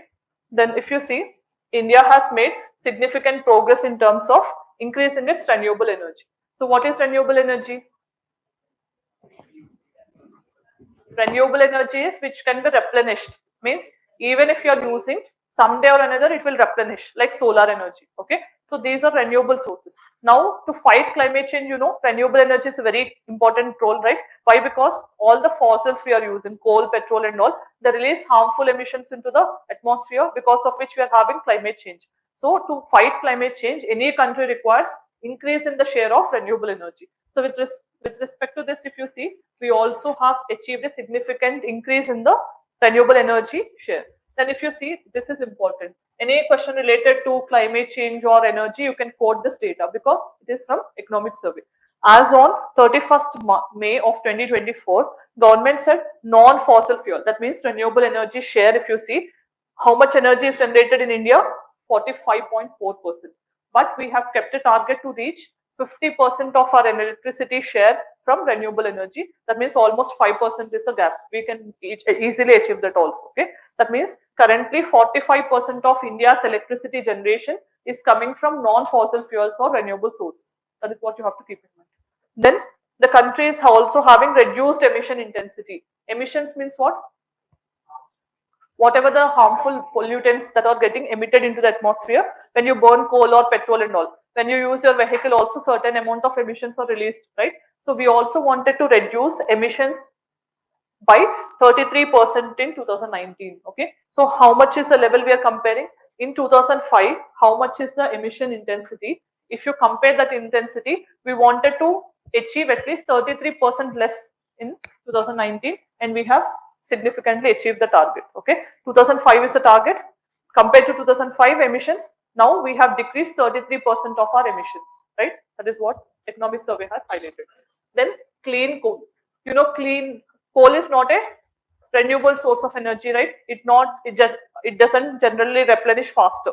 It will take lot of time to replenish, right? And coal generally when it is burned, you know, it will release harmful emissions into the atmosphere. But to promote or to minimize this particular problem and to promote cleaner initiatives, government has started a new initiative called Clean Coal Initiative with the process of coal gasification. What is this concept of coal gasification is, here what happens, normally coal, okay, so instead of normal coal, you'll also provide some amount of oxygen, steam and all these things. So if you add all these things to burn the coal, then what happens, in return you will be getting synthetic gas or syngas, which again can be used as an energy source. That means you're trying to minimize the emissions that are being released from the coal burning and all. In that way, this conversion of coal along with some oxygen, steam or something, and here you're making a syngas out of this. This is what we call as coal gasification. Okay, to minimize the emissions into the atmosphere, this concept was implemented by Government of India. This also has helped in minimizing the emissions to 33%. Okay, then total annual energy savings. Energy savings, how we are saving? Energy savings, how? Ethanol blending, just now you told me, no? Okay, so if you're burning only petrol, you're releasing harmful emissions and you also have to import all that oil from other countries. But instead, if you're blending ethanol, at least a certain percentage with the petrol, 10% ethanol with 90% petrol, okay, so then you can minimize the 10% of petrol also, right? With that, we have saved almost 51 million tons of oil, okay, that has saved our foreign exchange money also. That is what the government said. And it is translating to savings of how much? 1,94,320 crores of money has saved because of ethanol blending, right? That is what. Then this also has resulted in emission reduction of 306 million tons. This much amount of emissions also got reduced because of ethanol blending, right? Ethanol means what? A biofuel, okay? So from sugarcane, food or non-food sources, if you generate a fuel called, that is what we call biofuel. Ethanol is one such, okay? So if you blend this with petrol, there will be significant emission reduction. At the same time, cost saving also will be done, right? You are asking something. No. Electric vehicles are not there in this particular, in fact, here. But you can also, clean fuels means you can see anything, okay? But in this regard, it is only talking about ethanol blending, okay? Ethanol is generally blended with petrol and biodiesel is blended with diesel, okay? 5% is a biodiesel blending which we are doing now. Currently, it is 10%. But this 10% we are again aiming to increase it to 20% by 2025. Initially, we have kept a target to achieve that by 2030. But government now preponed the target to reach it to 2025 itself. Then if you see, expanding renewable energy and clean fuels also will increase the demand for land and water. Because you know, to establish a solar park or wind park or anything also, you require huge amount of land and water also, right? So that is also going to increase the demand for land and water. If you can address these problems of availability of land and water, then we can increase the share of renewable and clean fuels. That is also what highlighted. Then sovereign green bonds. Here this is also an important concept in economy. Bond means what I told you, it is an instrument of borrowing, right? Sovereign means what? The bond which is guaranteed by government. Sovereign means who? The government of India. So if any bond is guaranteed by the government of India, we call it a sovereign bond. But what is sovereign green bond? If that money, that bond has promised, okay, is taken only for environmental things, we call it as a sovereign green bond. That means to promote environment or to fight against climate change, to protect environment. If you take anything in the form of bond, again guaranteeing the government, we call it as sovereign green bond. Okay, so how much is the bond share? If you see, 16,000 crore rupees was borrowed in February of 2023, 20,000 crores were borrowed in October 2023, right? This is what the economic survey has highlighted. Then social sector benefits, if you see, what are the social sectors? Health, education and all these things, right? So digitization of social health or education, that has helped in almost multiplier effect for every rupee spent. That means if you digitalize, as I told you, if you go digital, what happens? Corruption decreases, right? As we have digitalized health sector, education sector, everything, whatever the money every rupee government is spending, for that we have achieved the result also. That is what highlighted here. Then Gini coefficient ratio. What is the Gini coefficient?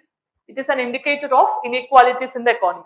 Inequality in the sense of income or wealth also, right? Any inequality in terms of income, wealth will be measured with an economic parameter called Gini coefficient. If this Gini coefficient is 0, that means there is perfect equality in the economy. If there is Gini coefficient of 1, we call it perfect inequality. But what is the state you can see here? India in the rural areas. What is the Gini coefficient? 0.266. That means there is some inequality in the rural. Whereas in urban, if you see, 0.314. That is the Gini coefficient according to economic survey. Then more than 34.7 crore Ayushman Bharat cards were given.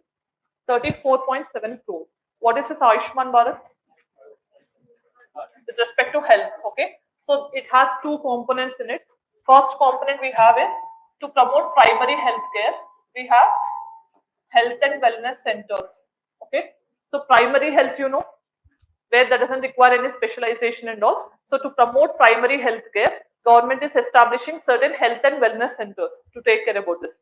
Then to promote secondary and tertiary care, they are giving 5 lakh rupees per family as the insurance cover. 5 lakh per year per family, not per person. Okay. So in this way, as government is taking some care of health, okay, we are also able to save our money. This is Ayushman Bharat, Pradhan Mantri Jan Arogya Yojana, we call. Then if you see, almost 22 mental disorders are covered under Ayushman Bharat. PMJAY means Jan Arogya Yojana, health insurance also. Mental health also has become a challenge now. Not only physical health, people are having mental health and all the disorders after COVID-19. This has increased due to a lot of stress and anxiety and everything, okay? So that is also covered under Ayushman Bharat. Then if you see, Poshan B, Padai B, means what?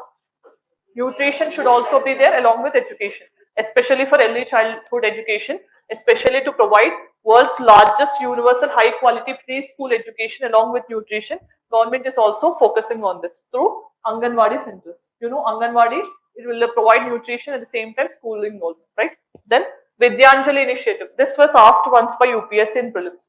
What is Vidyanjali initiative? Okay, so this is enhancing the educational experiences of almost 1.44 crore children in the country, okay, to promote education. Then India is making rapid progress in R&D. R&D in the sense research and development.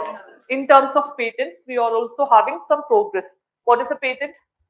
Patent is a thing, it is a type of intellectual property where you are getting certain rights over the use of that particular product. The patent owner only can say who can use that product, how to use of it, okay? Because if you invent something, you also should have some benefit out of it, right? So if you are making it public, then you're not going to get anything in return. That will not incentivize a person for thinking anything innovative. What you have to do? You need to ensure when you invent something which is very unique, which is not part of existing world, then all the money that is earned by selling this particular product will come for that particular patent owner only for a certain period of time. In that way, when he is getting all the money in return, it will incentivize the persons in thinking something innovative. So patents should be very high. When patents are high, that means that government is also focusing much on R&D, research and development, right? Then Pradhan Mantri Awas Gramin. Awas means, housing. To promote affordable housing is also one of the main thing, because, food, clothing, shelter. These are the three basic needs of any person, right? So because, again in India there are so many homeless persons and all. To provide affordable housing, government through subsidized prices and all, it is constructing almost 2.63 crore houses for the persons, especially in the rural areas. This is as on 10th July of 2024, quoted by Government of India. Then Gram Sadak Yojana. Pradhan Mantri Gram Sadak Yojana means to connect rural areas, all weather roads. All weather, again, when rainy season comes, rural connectivity will be a terrible situation, right? To promote all weather connectivity to the rural areas means any weather you will have good road facility. Because of this, almost you can see 15.14 lakh kilometers of road construction was done by the Government of India as on 10th July 2024. Okay, so to promote, what happens when you have road connectivity? Anything can happen, right? Agriculture also can be very good thing, and health also, education, everything. If there is a road, then only all these things will be benefit, right? So that is why road is also very important. Then what is the status of economy or employment and skill development means? Unemployment rate, unemployment rate is almost 3.2% in 22-23. Okay, so this is the data which you can quote directly. 3.2% is the unemployment rate. Then what is PLFS? Periodic Labor Force Survey. Okay, this survey will be conducted by NSO, National Sample Office, Statistical Office, under MOSPI. MOSPI means Ministry of Statistics and Program Implementation. Okay, so this organization then generally says how much is the level of employment and unemployment in the economy. So if you see, more than 45% of the workforce is still in agriculture. That is what I'm saying. Half of the India's population is there in the agriculture itself, but GDP is not same, right? Then 11.4% in the manufacturing. These data you can use when you're writing any answer related to agriculture, manufacturing, and etc. Then 28.9% in service sector, 13% in construction sector, right? That is what the data. Then from the gender perspective, you see, female labor force participation rate is almost rising for the last 6 years. Currently, according to the economic survey, it is around 37%. That means out of every 100 females, 37 females are participating in the labor force. Means that taking part of employment. Only 37. That's still increasing, because in 2017-18, we only have around 25 women participating. So this is significantly increasing, a positive sign, right? Then, if you see, manufacturing sector is also less exposed to AI. AI means, artificial intelligence. Okay. If you see, compared to service sector and all, manufacturing sector has less impact of AI. If you see why we are seeing AI is a main problem in the recent times, because if artificial intelligence is there, definitely there will be job loss. Yes or no? Instead of you, some machine is doing that automation, robotics and all, right? So definitely AI is resulting in some job loss. But according to economic survey, manufacturing sector is least impacted. What is the reason? Because economic survey said, instead of having an artificial intelligence, automation or robot, you can have cheap manual labor. Which is cheaper, the person will go with that only, no? Instead of having an AI robot or something, manual labor is cheap in manufacturing sector. That is why the impact of AI is very less in the manufacturing sector. Okay, that is what highlighted. Then gig force. What is this gig force? Gig economy means, Zomato, Swiggy's and all, which doesn't have any temporary employment, you can say, not permanent employment, which doesn't have any social security benefits. So if you see, it is going to expand by almost, it can reach to 2.35 crore. That means almost in the workforce, 2.35 crore people are working in gig economy, like Uber, Zomato and all, right? Then Indian economy needs to generate almost 78.5 lakh jobs annually every year till 2030, especially from the non-farm sector. That means without including agriculture sector only, you need to create almost 78.5 lakh jobs to achieve a decent economic growth. Okay, that is what the target. Then compared to 50.7 crore persons in the 2022. Country need to care in the sense, services like pensions and all for the elderly or PH or someone. It needs to provide at least for 67.4 crores in 2050. That means care economy also should increase in the future.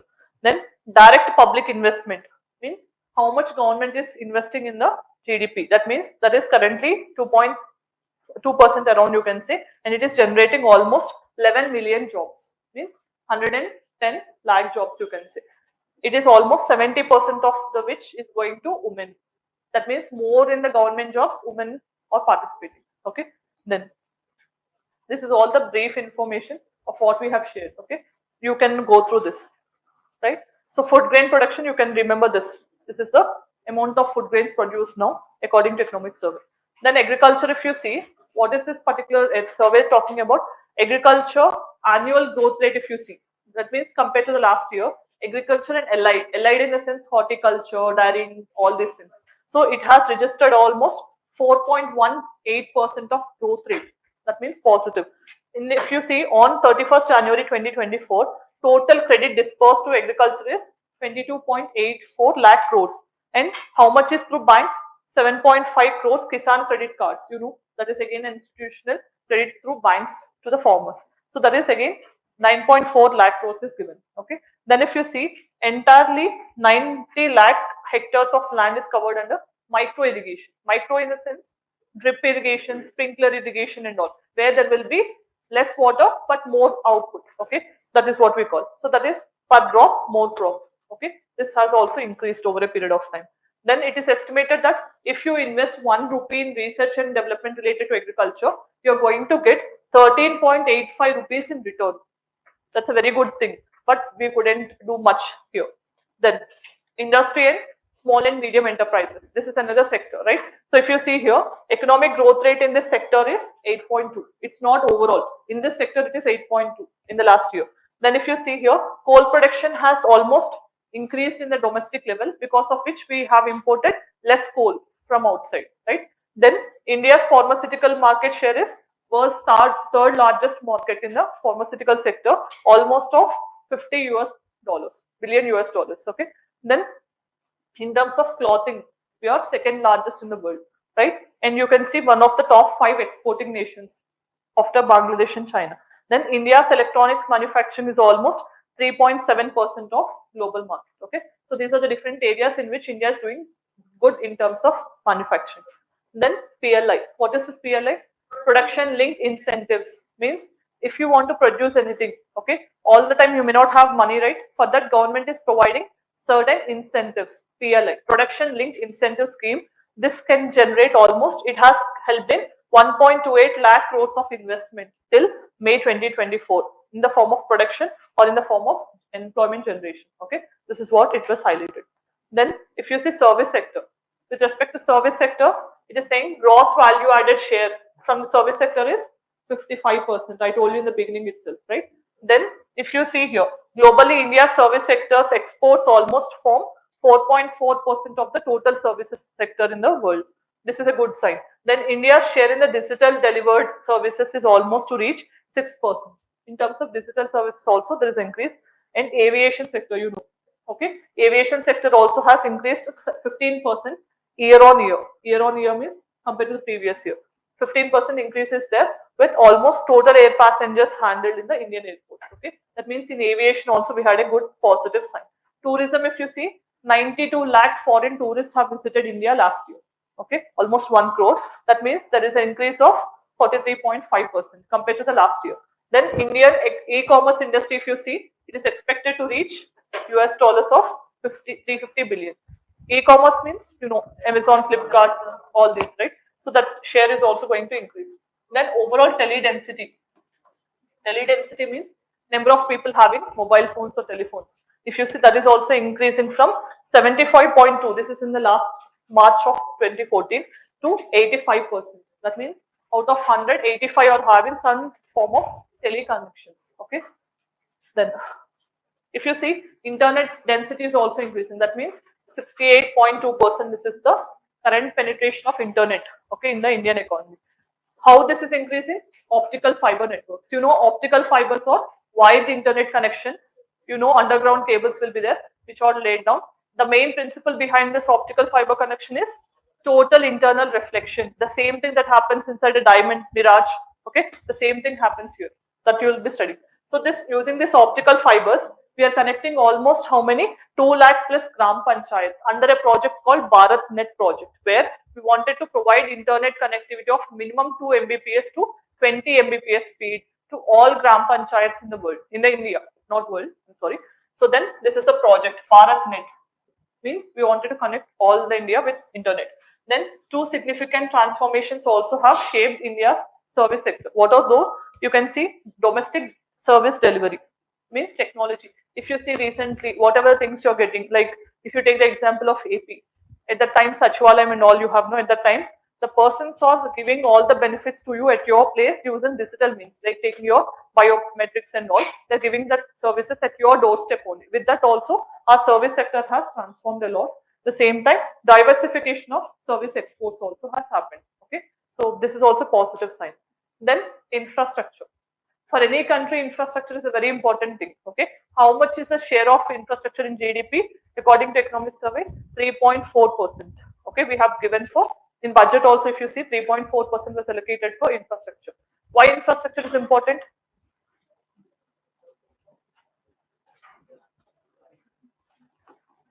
If you see, in terms of expenditure, we have two types. One is revenue expenditure and capital expenditure, right? So what is revenue expenditure? The money which you spend on paying salaries, pensions and all, for which you don't get anything in return, right? Capital expenditure is the money which you spend on generating some assets, like if you lay down a road or if you construct a railway track or any airport or something, then you are going to get some benefit out of it, right? That we call it as capital expenditure. So if you see here, average pace of national highways construction has also increased. Almost for every day, we are laying down a national highway of 34 kilometers. That means they're increasing in terms of infrastructure also. And one day metro train sets are also going to be launched by Indian government by financial year 25. World Bank logistics, this is in terms of infrastructure. That is overall we have seen. Now it said, what is the rank in terms of infrastructure is 22nd. Okay, then clean energy sector also, if you see, that has shown a new investment of 8.5 lakh crores in the infrastructure. Okay, this is what the highlight. Then climate change, with respect to this, we already have seen. Okay, not any country is actually exempted from climate change. Everyone is having same thing. So here what you have to do, you have to solve the problem of overconsumption. Okay, how, like turning off the lights and fans when you're not in the room and all. So in that way, we can decrease the demand for energy. So we have to be very sustainable in using and all. That was highlighted. Then one size fits approach will not work. Means not a same approach will work for any country. Every country has its unique approach, Thailand made approach. Then only we can tackle the problem of climate change. Then coming to budget. Okay, so please be patient. I'll take 10-15 minutes. Okay, because I need to cover and I thought of covering both. Okay, please be patient. I think you are already from the morning you're stretched and all. Yes, lunch.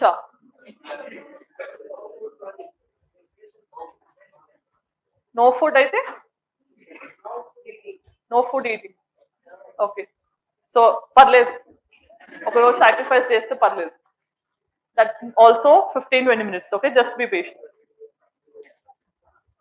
See, with this, I have discussed economic survey in detail, not in detail actually, in brief, so that you will understand it. Okay, so first now we are discussing about the union budget. Okay, hardly 15-20 minutes. Please be patient. So as I told you in the beginning itself, what is a budget? Budget is the policy which government wants to do in the future. That means in the financial year. So here, first thing you need to know, what is the stages of enactment of the budget, right? In polity, you might have studied, and for those persons who don't know, again I'm saying, the main duty of the presenting the budget is with the President of India. Instead of her or him, who will be presenting? It will be the finance minister. So finance minister will present the budget. That is the very first stage of the budget. Then what happened after the day of presenting the budget? For the next 2-3 days in parliament, there will be general discussion. Okay, so the MPs will be discussing about the provisions of the budget. They'll be debating, they'll ask the questions and all. After this, what happens? Houses will be adjourned. Okay, there will be some gap in the parliament session. What happens at the time? The budget copies will be sent to the departmental standing committees. So each ministry will have assigned departmental standing committee. They will look into this, because when a budget is presented, every ministry will ask certain amount from the union finance minister, right? So I want for my ministry this amount of money. So all that money has to be again checked.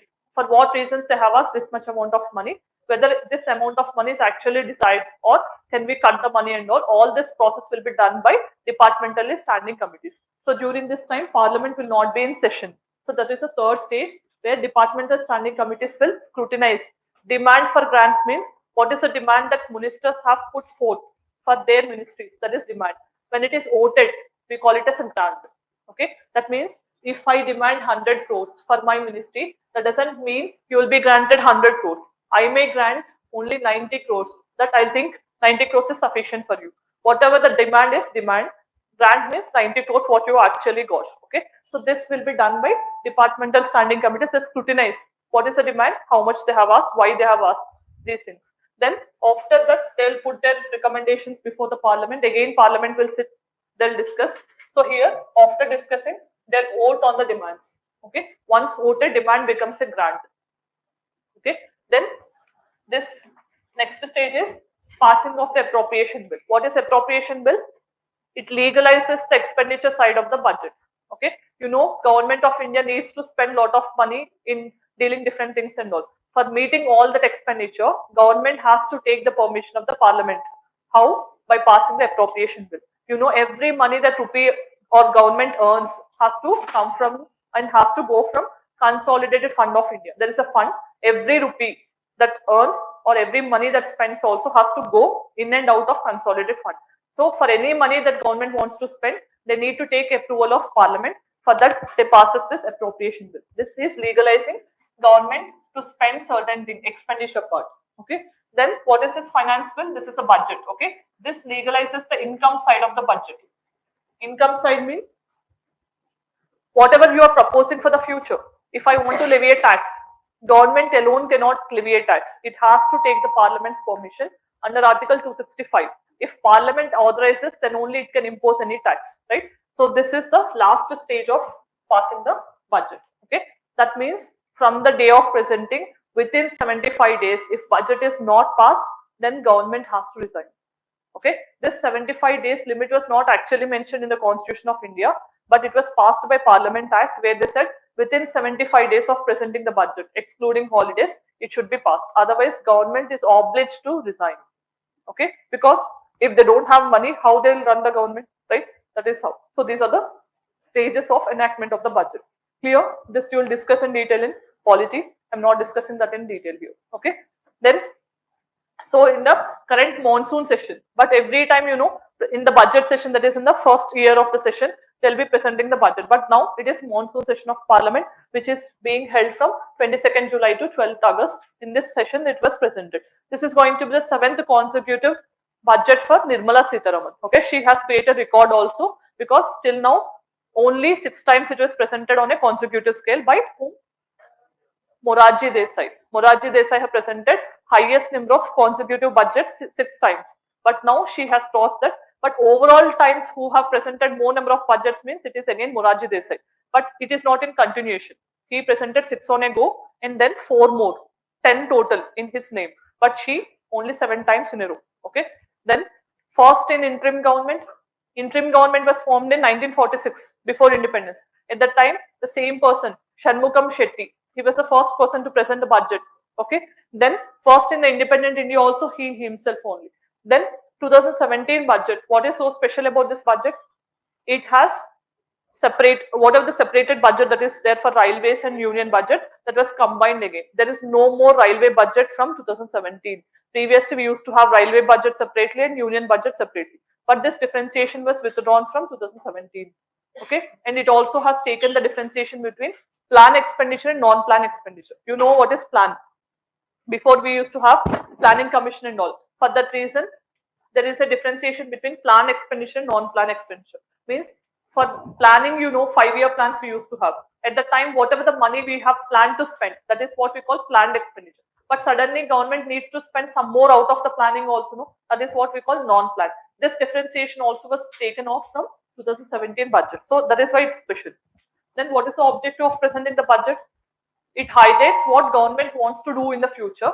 Along with it also states what we have done in the previous instance. Okay, so that is what the job of budget. Then if you see this union budget, it is also called as annual financial statement. If you see in the Constitution of India, there is no term budget mentioned. It is mentioned as under Article 112 as annual financial statement.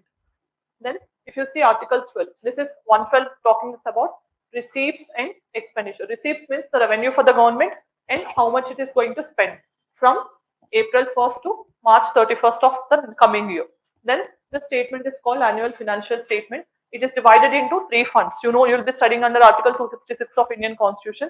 Consolidated fund, every money that rupee or what are the money that government earns and spends, that is part of consolidated fund.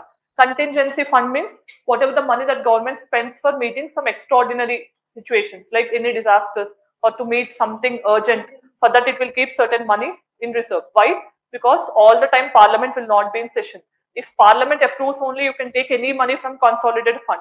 Otherwise, if suddenly there is a disaster and parliament is not in session, without parliament approval, you cannot withdraw the money, right? For that reason, some money like 500 crores or 1000 crores will be kept in contingency fund with the President of India. So suddenly, if there is any need, that money will be withdrawn. Then public account means all the money that government earns through, but it is not part of government actually. You have to pay off like savings, all interest payments, or senior citizen savings schemes. All these things will be there, or any money that it earns from the fines and all these things also performs part of public account. So three funds will be with the government. Okay, the budget will deal with all the three, right? Then each of these funds, government has to present statement of receipts and expenditure. That means how every money is coming here, it's going. How it is coming, how it is going.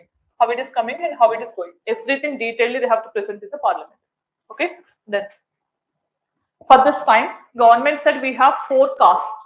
Four castes for the government or four women, youth, farmers. These are the four areas where they wanted to focus much. And there are themes. These are the themes: employment, skilling, MSMEs, and middle class.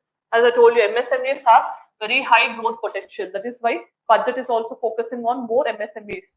Then if you see, 1.48 lakh crores have been given for education, employment, and skilling. This is the allocation that they have given. Then if you see, these are the budget priorities. 9 priorities are there. I have mentioned these 9 here. Increase in productivity and resilience in agriculture, employment and skilling, inclusive human resource development, means education and all. In manufacturing and services, urban development, energy security, infrastructure, innovation, resilience, research and development, next generation reforms. These are the 9 priorities what government wants to do for the coming year. Then if you see, these are the money, total government expenditure. You can see maximum amount where it is spending, interest payments. That's the very worst thing. Okay, maximum money government is spending not on health or not on education or defense. It is spending lot of money. You can see almost 11 lakh 62,940 crores of money they're spending on interest payments itself. That means as we are borrowing more, you are also obliged to pay more. Okay, that means again from where they're getting this money? By taxes itself, right? That means whatever the money that government is giving, it's not for free. Don't be mistaken. You are not being paid free. Okay, so you are given 1 rupee, but in return they're expecting you to pay 5 rupees. That's the magic. Okay, so don't think that government is giving freebies or very bad concept. That doesn't work for the economy. If you are getting something in return, for the next generations it will be a problem, right? Then these are the numbers. Revenue receipts means revenue from, you can say from the taxes and all. Capital receipts, total receipts, expenditure and all. This is a detailed number. Okay, you can go through this. Then this is a sector-wise allocation. Highest allocation was given for defense. How much? 4.54 lakh crores of money. Okay, more than health and education. If you see, agriculture, it was given only 1.51 lakh crores, whereas defense almost 3 times higher, right? So you can see education 1.25, health 0.89 lakh crores. That is what happened. Okay, so highest allocation was given for defense. Then If you see budget estimates, so total receipts other than borrowings is expected to be 32 lakh crores, total expenditure 48 lakh crores. That means here you are not including borrowings. Including borrowings, it is almost 48 lakh crores. Net tax receipts, how much you are getting out of this in the tax bracket means only 25.83 lakh crores. How much you are spending? You're getting 25 lakhs and you're spending 48 lakhs. Then there will be deficit, right? That is what fiscal deficit we call. Then fiscal deficit is 4.9%, which is targeted to be 4.5%. That means government in future, although it may have 4.9% fiscal deficit, is trying to minimize it to 4.5. At least we are trying to decrease the deficit. But it will not happen again. You will be studying the same thing in economic survey later. Okay. So if you see India, if inflation is continuing to be low and stable, we can easily achieve the target of 4% inflation, especially core inflation. We have seen core means it doesn't take into account food and fuel. That will be around 3.1%. Okay, this is what budget estimate. So here you can see this is an income tax bracket. 0 to 3, no tax. 3 to 5 or 3 to 7 lakhs, 5%. 7 to 10, 10%. 10 to 12, 15%. 12 to 15, 20%. Above 15 lakh rupees, if you see, 30% tax will be levied, okay, of the money what you earn. Then if you see, there is a package of 5 schemes announced by the under the name of Prime Minister for the promotion of employment and skills. Okay, if you see, out of this first scheme is for the first timers. Okay, so here they have announced a DBT where any first timer, okay, who is employed for the first time and who is registered with EPFO, okay, if his salary is within the 1 lakh limit, then government is going to pay 15,000 in 3 installments, because you know when any person gets employment, generally they are out of the formal sector, right? In the informal sector means what? When you're not registered with the government. So again, to encourage formalizing of the economy, they're saying if you're in that particular limitations and all, we are trying to provide 15,000 as DBT. 15,000 in 3 installments will be paid to you by the government, so that this will be an incentive for the persons to join into the formal sector under EPFO, Employment Provident Fund Organization, okay, PF. Then scheme based with respect to job creation in the manufacturing. So those persons who are finding jobs in manufacturing, for them also, along with government, along with employer, you know, generally PF contribution will be borne by employer and employee. But in addition, government is also saying, in addition to promote more formalizing of economy, I'll also contribute 3,000 rupees per month in addition to employer and employee to promote first job creation in the manufacturing. Then scheme is to support employers. So this is what I told you, EPFO also. Then a newly centrally sponsored scheme for skilling. Centrally sponsored scheme is different from central sector scheme. Central sector is where 100% funding will be given by central government only. Central sponsored means where center and states have to share the fund. 60 is to 40, 90 is to 10. That means 60% from center, 40% from states. Okay. Such scheme will be announced for skilling for a period of 5 years, and this will be upgraded.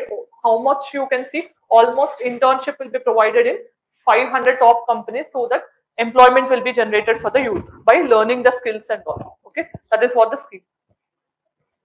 Then first thing with respect to agriculture, they wanted to increase productivity and resilience. For that they have announced under Indian Council of Agriculture Research, as you asked, someone of you asked how to bridge that gap, right? So what government wants to do is to increase climate resilient varieties.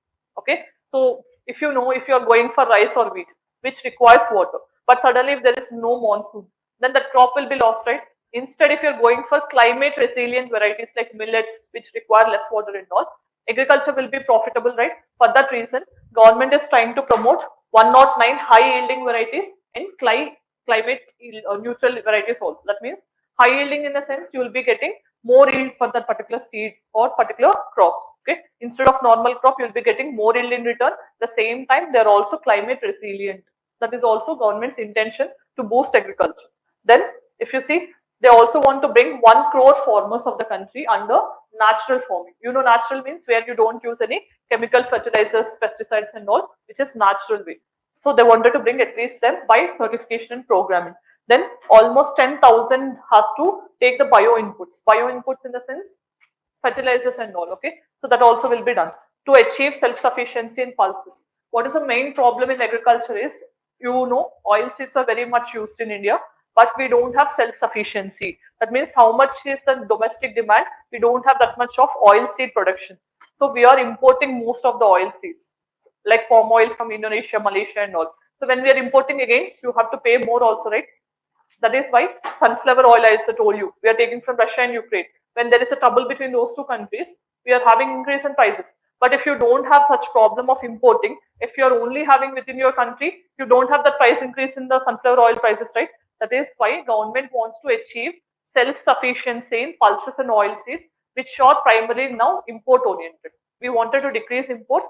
We wanted to produce them within the country to meet our domestic demands. That's the main objective of the government, especially in the mustard, avalu, groundnut, sesame, soya bean and sunflower, right? So in these oil seeds, government wants to achieve self-sufficiency to decrease imports.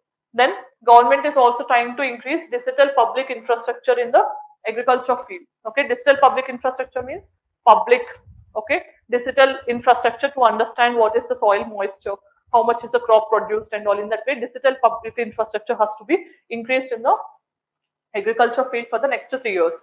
And 1.52 lakh crores, this much amount of money they have allocated, and issuance of Jan Samarth based Kisan credit cards, that is to promote credit to the agriculture farmers. And they also have a financial support for nucleus breeding centers for shrimp, shrimp cultivation, right? So generally this type of cultivation involves so that the shrimps will not have any infection of the anything and all. Okay, so no bacterial infection, no pathogenic infections will be there. So shrimps will be very clean. For that there is a program. They wanted to support such financial mechanism also. And national cooperation policy. Cooperation in the sense between the farmers and organizations, there should be some cooperation, for which they wanted to launch a cooperation policy also. Okay, so that there will be tracking of the growth in the rural economy, especially in the agriculture. Then next priority is employment and skilling. Okay, what is the budget talking about here?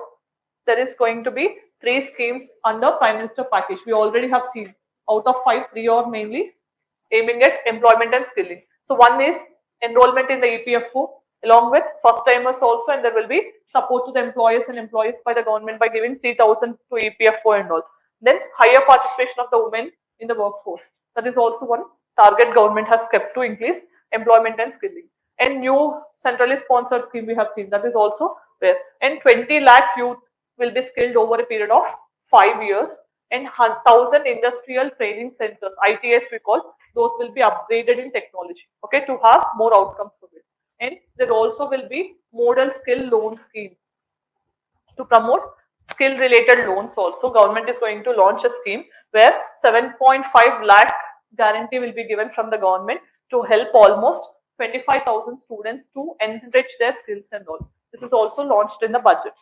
Then if you see, for financial support for the youth who want to take higher education in the domestic institutions only, that means within the country, if any person wants to study higher education, for them 10 lakh rupees will be given as a loan by the government of India.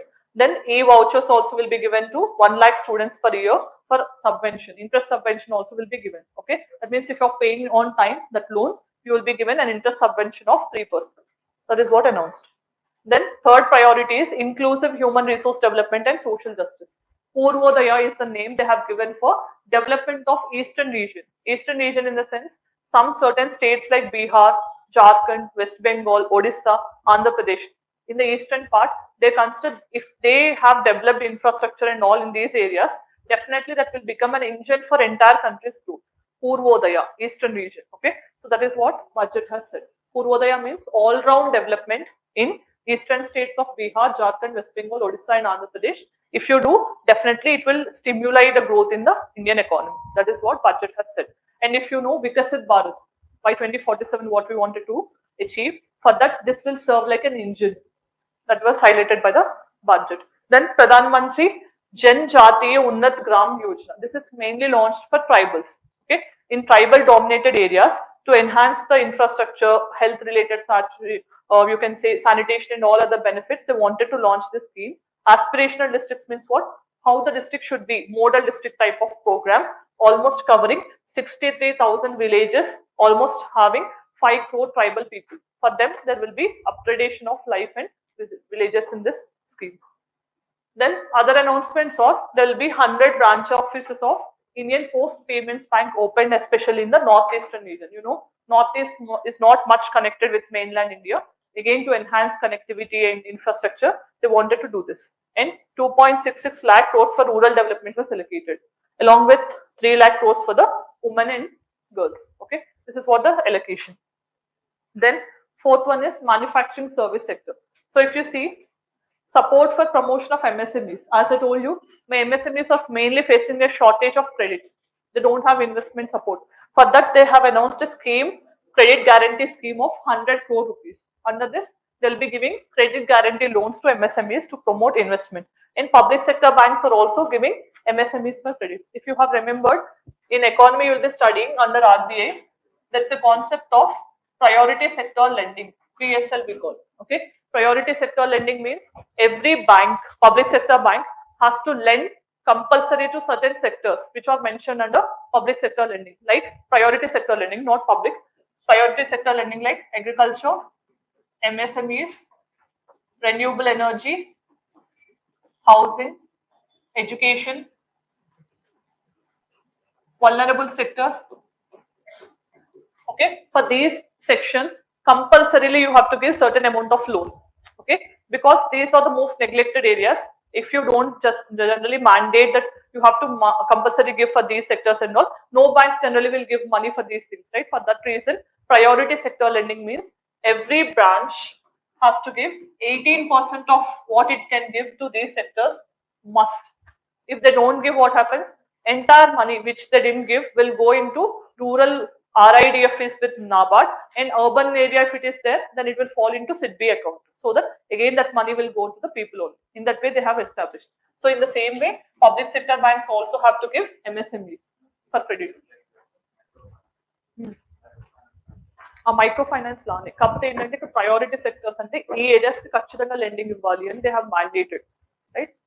Then Mudra loans. Mudra is also a microfinance agency only, mainly again to promote loans for the entrepreneurs who want to establish anything new. For them, it is giving loans. Here you have three categories: Shishu, Kishore, Tarun. So three categories of loans are part of this Mudra. Okay. So what is this Shishu loan? Means for the first timers, if any loan they want, they will be giving 50,000 rupees. Okay, with minimal interest. Then Kishore is for the persons who already have established and self-employed. For them, 50,000 to 5 lakh rupees will be given. This is Tarun for business entities, where 5 lakhs to 10 lakh rupees loan will be given. Okay, but now in the budget, this maximum of 10 lakhs was enhanced to 20 lakhs. Okay, that is again under Mudra Yojana only. There is a special program for this. Then again for MSMEs, they have given almost a setuping of 50 multi-product units also to promote boost of MSMEs and all. They wanted to establish 100 food quality in safety testing tools also to promote MSMEs. Then if you see, they wanted to get benefit of MSMEs in the international markets, e-commerce also. Just be silent. And they also wanted to ensure internship in the top companies. So where the Prime Minister's package was also announced. Internship, you know, if you have skills and if you are going to get employment, internship will be given. So the top 500 companies will be giving internship and related benefits to 1 crore youth in the coming 5 years, right? So this is part of 12-month Prime Minister's internship program of rupees 5,000. Every month 5,000 internship will be given. Next priority is urban development. With respect to urban development, urban housing, you know, Pradhan Mantri Awas Yojana. Okay, where affordable housing will be done. So almost 10 lakh crores was given with this, and you have central assistance of 2.2 lakh crores. Means rest of the money has to come from the states. Okay. Then with respect to water supply and sanitation, water supply, sewage, solid waste management, these are also main problems that every city is facing. To tackle this also, government or budget has focused on. Then this is important scheme, PM Swanidhi. Street vendors, you know, street vendors, right? Who sells on the roads, right? Fruits or vegetables or something. So you know, during COVID-19, because of lockdown, they have lost all the things. So as part of PM Swanidhi in 2019, government is providing 10,000 rupees loan. Okay, without any collateral, without any security, street vendors can get 10,000 rupees loan from the government. Okay, this again to transform this, it was launched, and to promote these street vendors only, 100 weekly huts, weekly santan చూస్తారు కదా మీరు markets లాంటివి, weekly markets. So that is also what government wants to boost to again have good opportunities for the street vendors. Okay, weekly markets చూస్తుంటారు కదా మీ neighboring areas, so that is also part of this. Then sixth priority is energy security. So this is the main scheme, Pradhan Mantri Surya Ghar Muft Bijli Yojana. If you have remembered during Ayodhya Ram Mandir inauguration, Prime Minister has announced Pradhan Mantri Suryodaya Yojana. That is a scheme, right? Where government wants to install rooftops, solar rooftops, so that almost 1 crore households, if they have the solar rooftops and all, at least they can save their electricity bill, 300 units, which they generally consume on average. And if you produce excess of 300 units, that can be sold to the grid, that can be a extra income for you. In that way, government is trying to promote solar energy. At the same time, it is trying to minimize your cost, which you pay in the form of electricity bill and all. So this is a scheme. So 300 units of free electricity per month if you have solar rooftop. At the same time, they also wanted to ensure this scheme has a coverage of 1.28 crore registrations are there, but still not all are operational. Then next priority is infrastructure. If you see, infrastructure has a strong multiplier effect, as I told you. That means if you lay down a road, that may boost agriculture, education, health, and many other things. Always infrastructure has to be very good in the country. But now, currently, how much is allocation? 3.4%. Okay.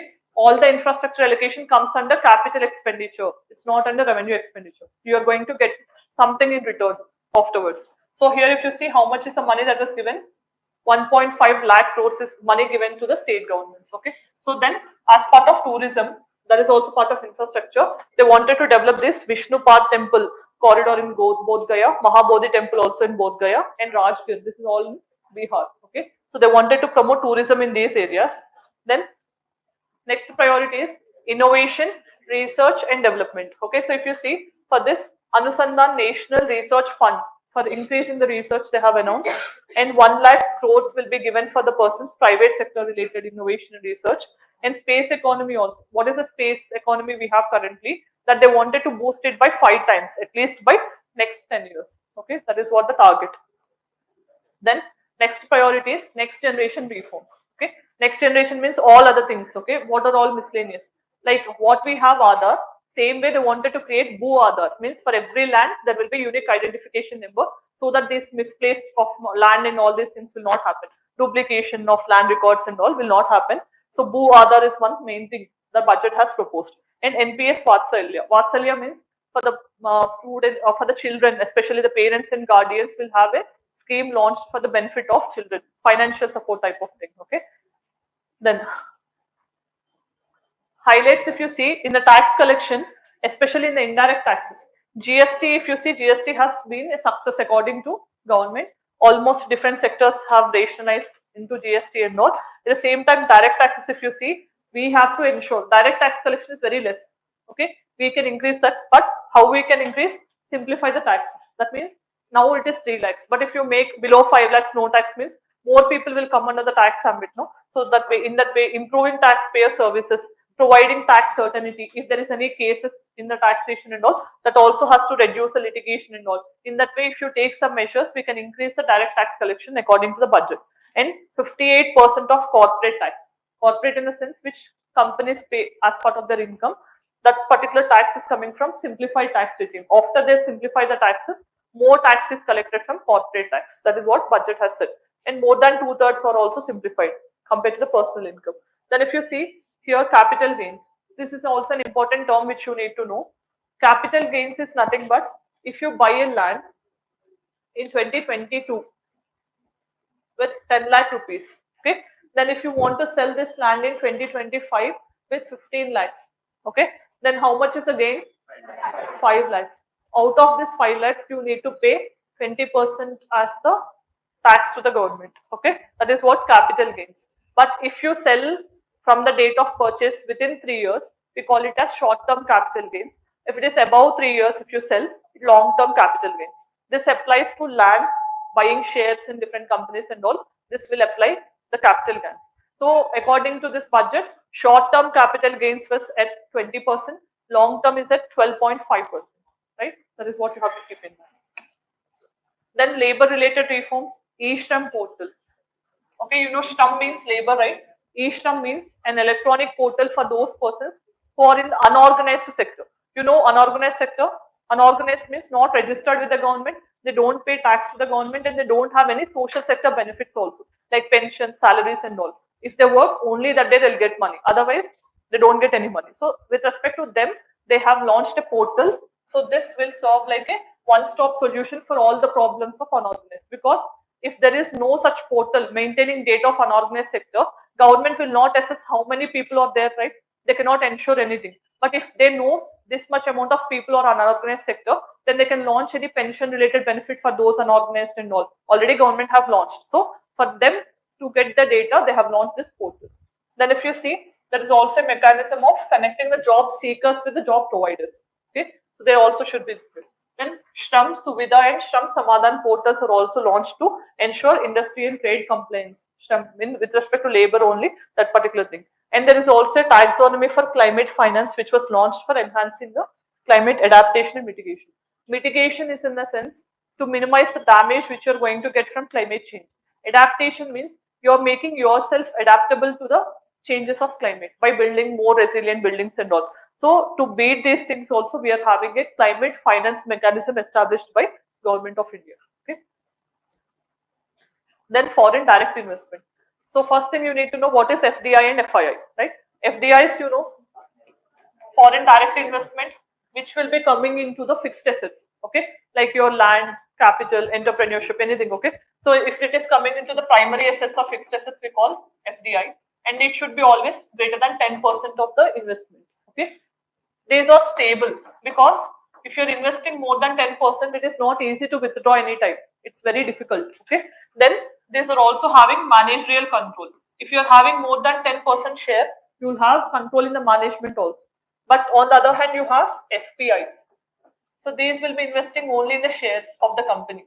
They're not investing in the land, capital or anything. They'll be investing in shares. Whenever the company is profiting, it will invest. When the company is not in profits, it will withdraw its share. So these are volatile.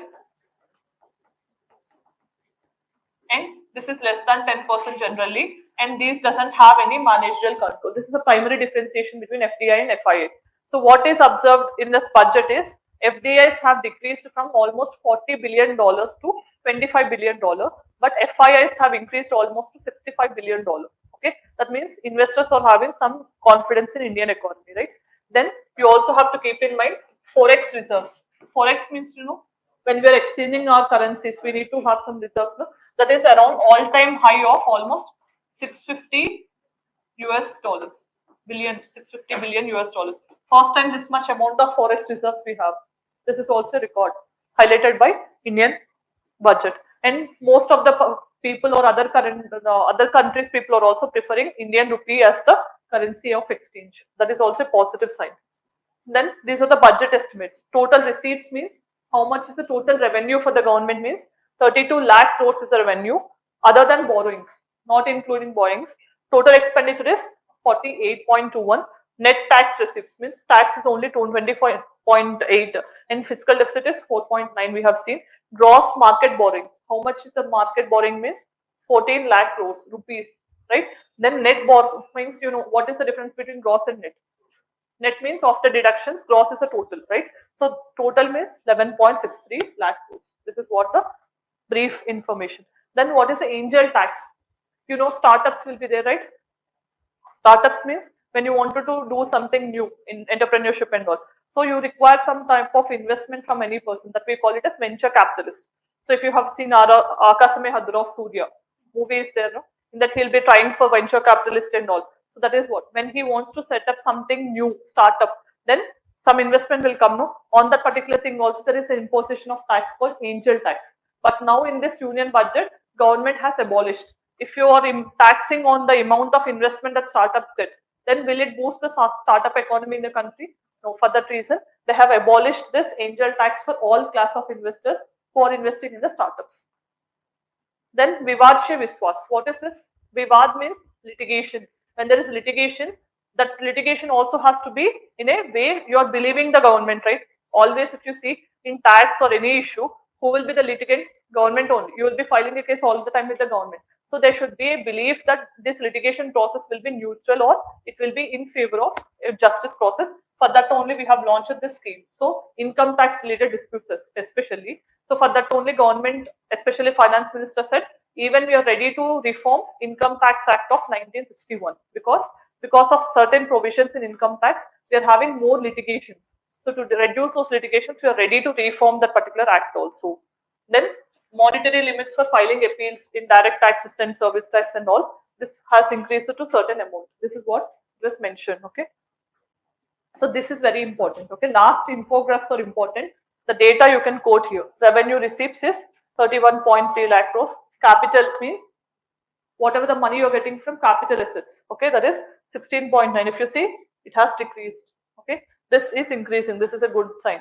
Then revenue expenditure, they should again, because the money you are spending on loans or you're paying on salaries, pensions and all, this is 31.7 lakh crores, whereas effective capital expenditure is only 15. You can see this is not increasing or decreasing, it's a mix. Then if you see here, current account deficit, this infograph you can see. Primary, this is purchasing managers index. This is with respect to how industry is performing, whether it is expanding or decreasing, you can understand. Anything above 50 is expanding. If it is below 50, it is contracting. Okay, level of industry. Then what is the state of gross NPA? NPA means non-performing assets. You know, in case if you're not paying back to the bank, it turns as an NPA, right? So NPAs always should decrease. So in the recent times, if you see, NPAs are decreasing. That is a good sign. That means banks, whatever they give, they're getting in return. Then this is about, you can see India growth rate 8.2% in the fiscal year of 2024. Then you can see inflation, it has reached 5.4%. Here the percentage of fiscal deficit to GDP is 5.6%. The gap between revenue and the expenditure. Then the rupee, this is most important, just have patience. How much is the money that government is earning? From which way? More money is coming from borrowings. 27% of India's money is coming through borrowings. If you see in terms of tax, first one is income, then you have corporation, then you have GST.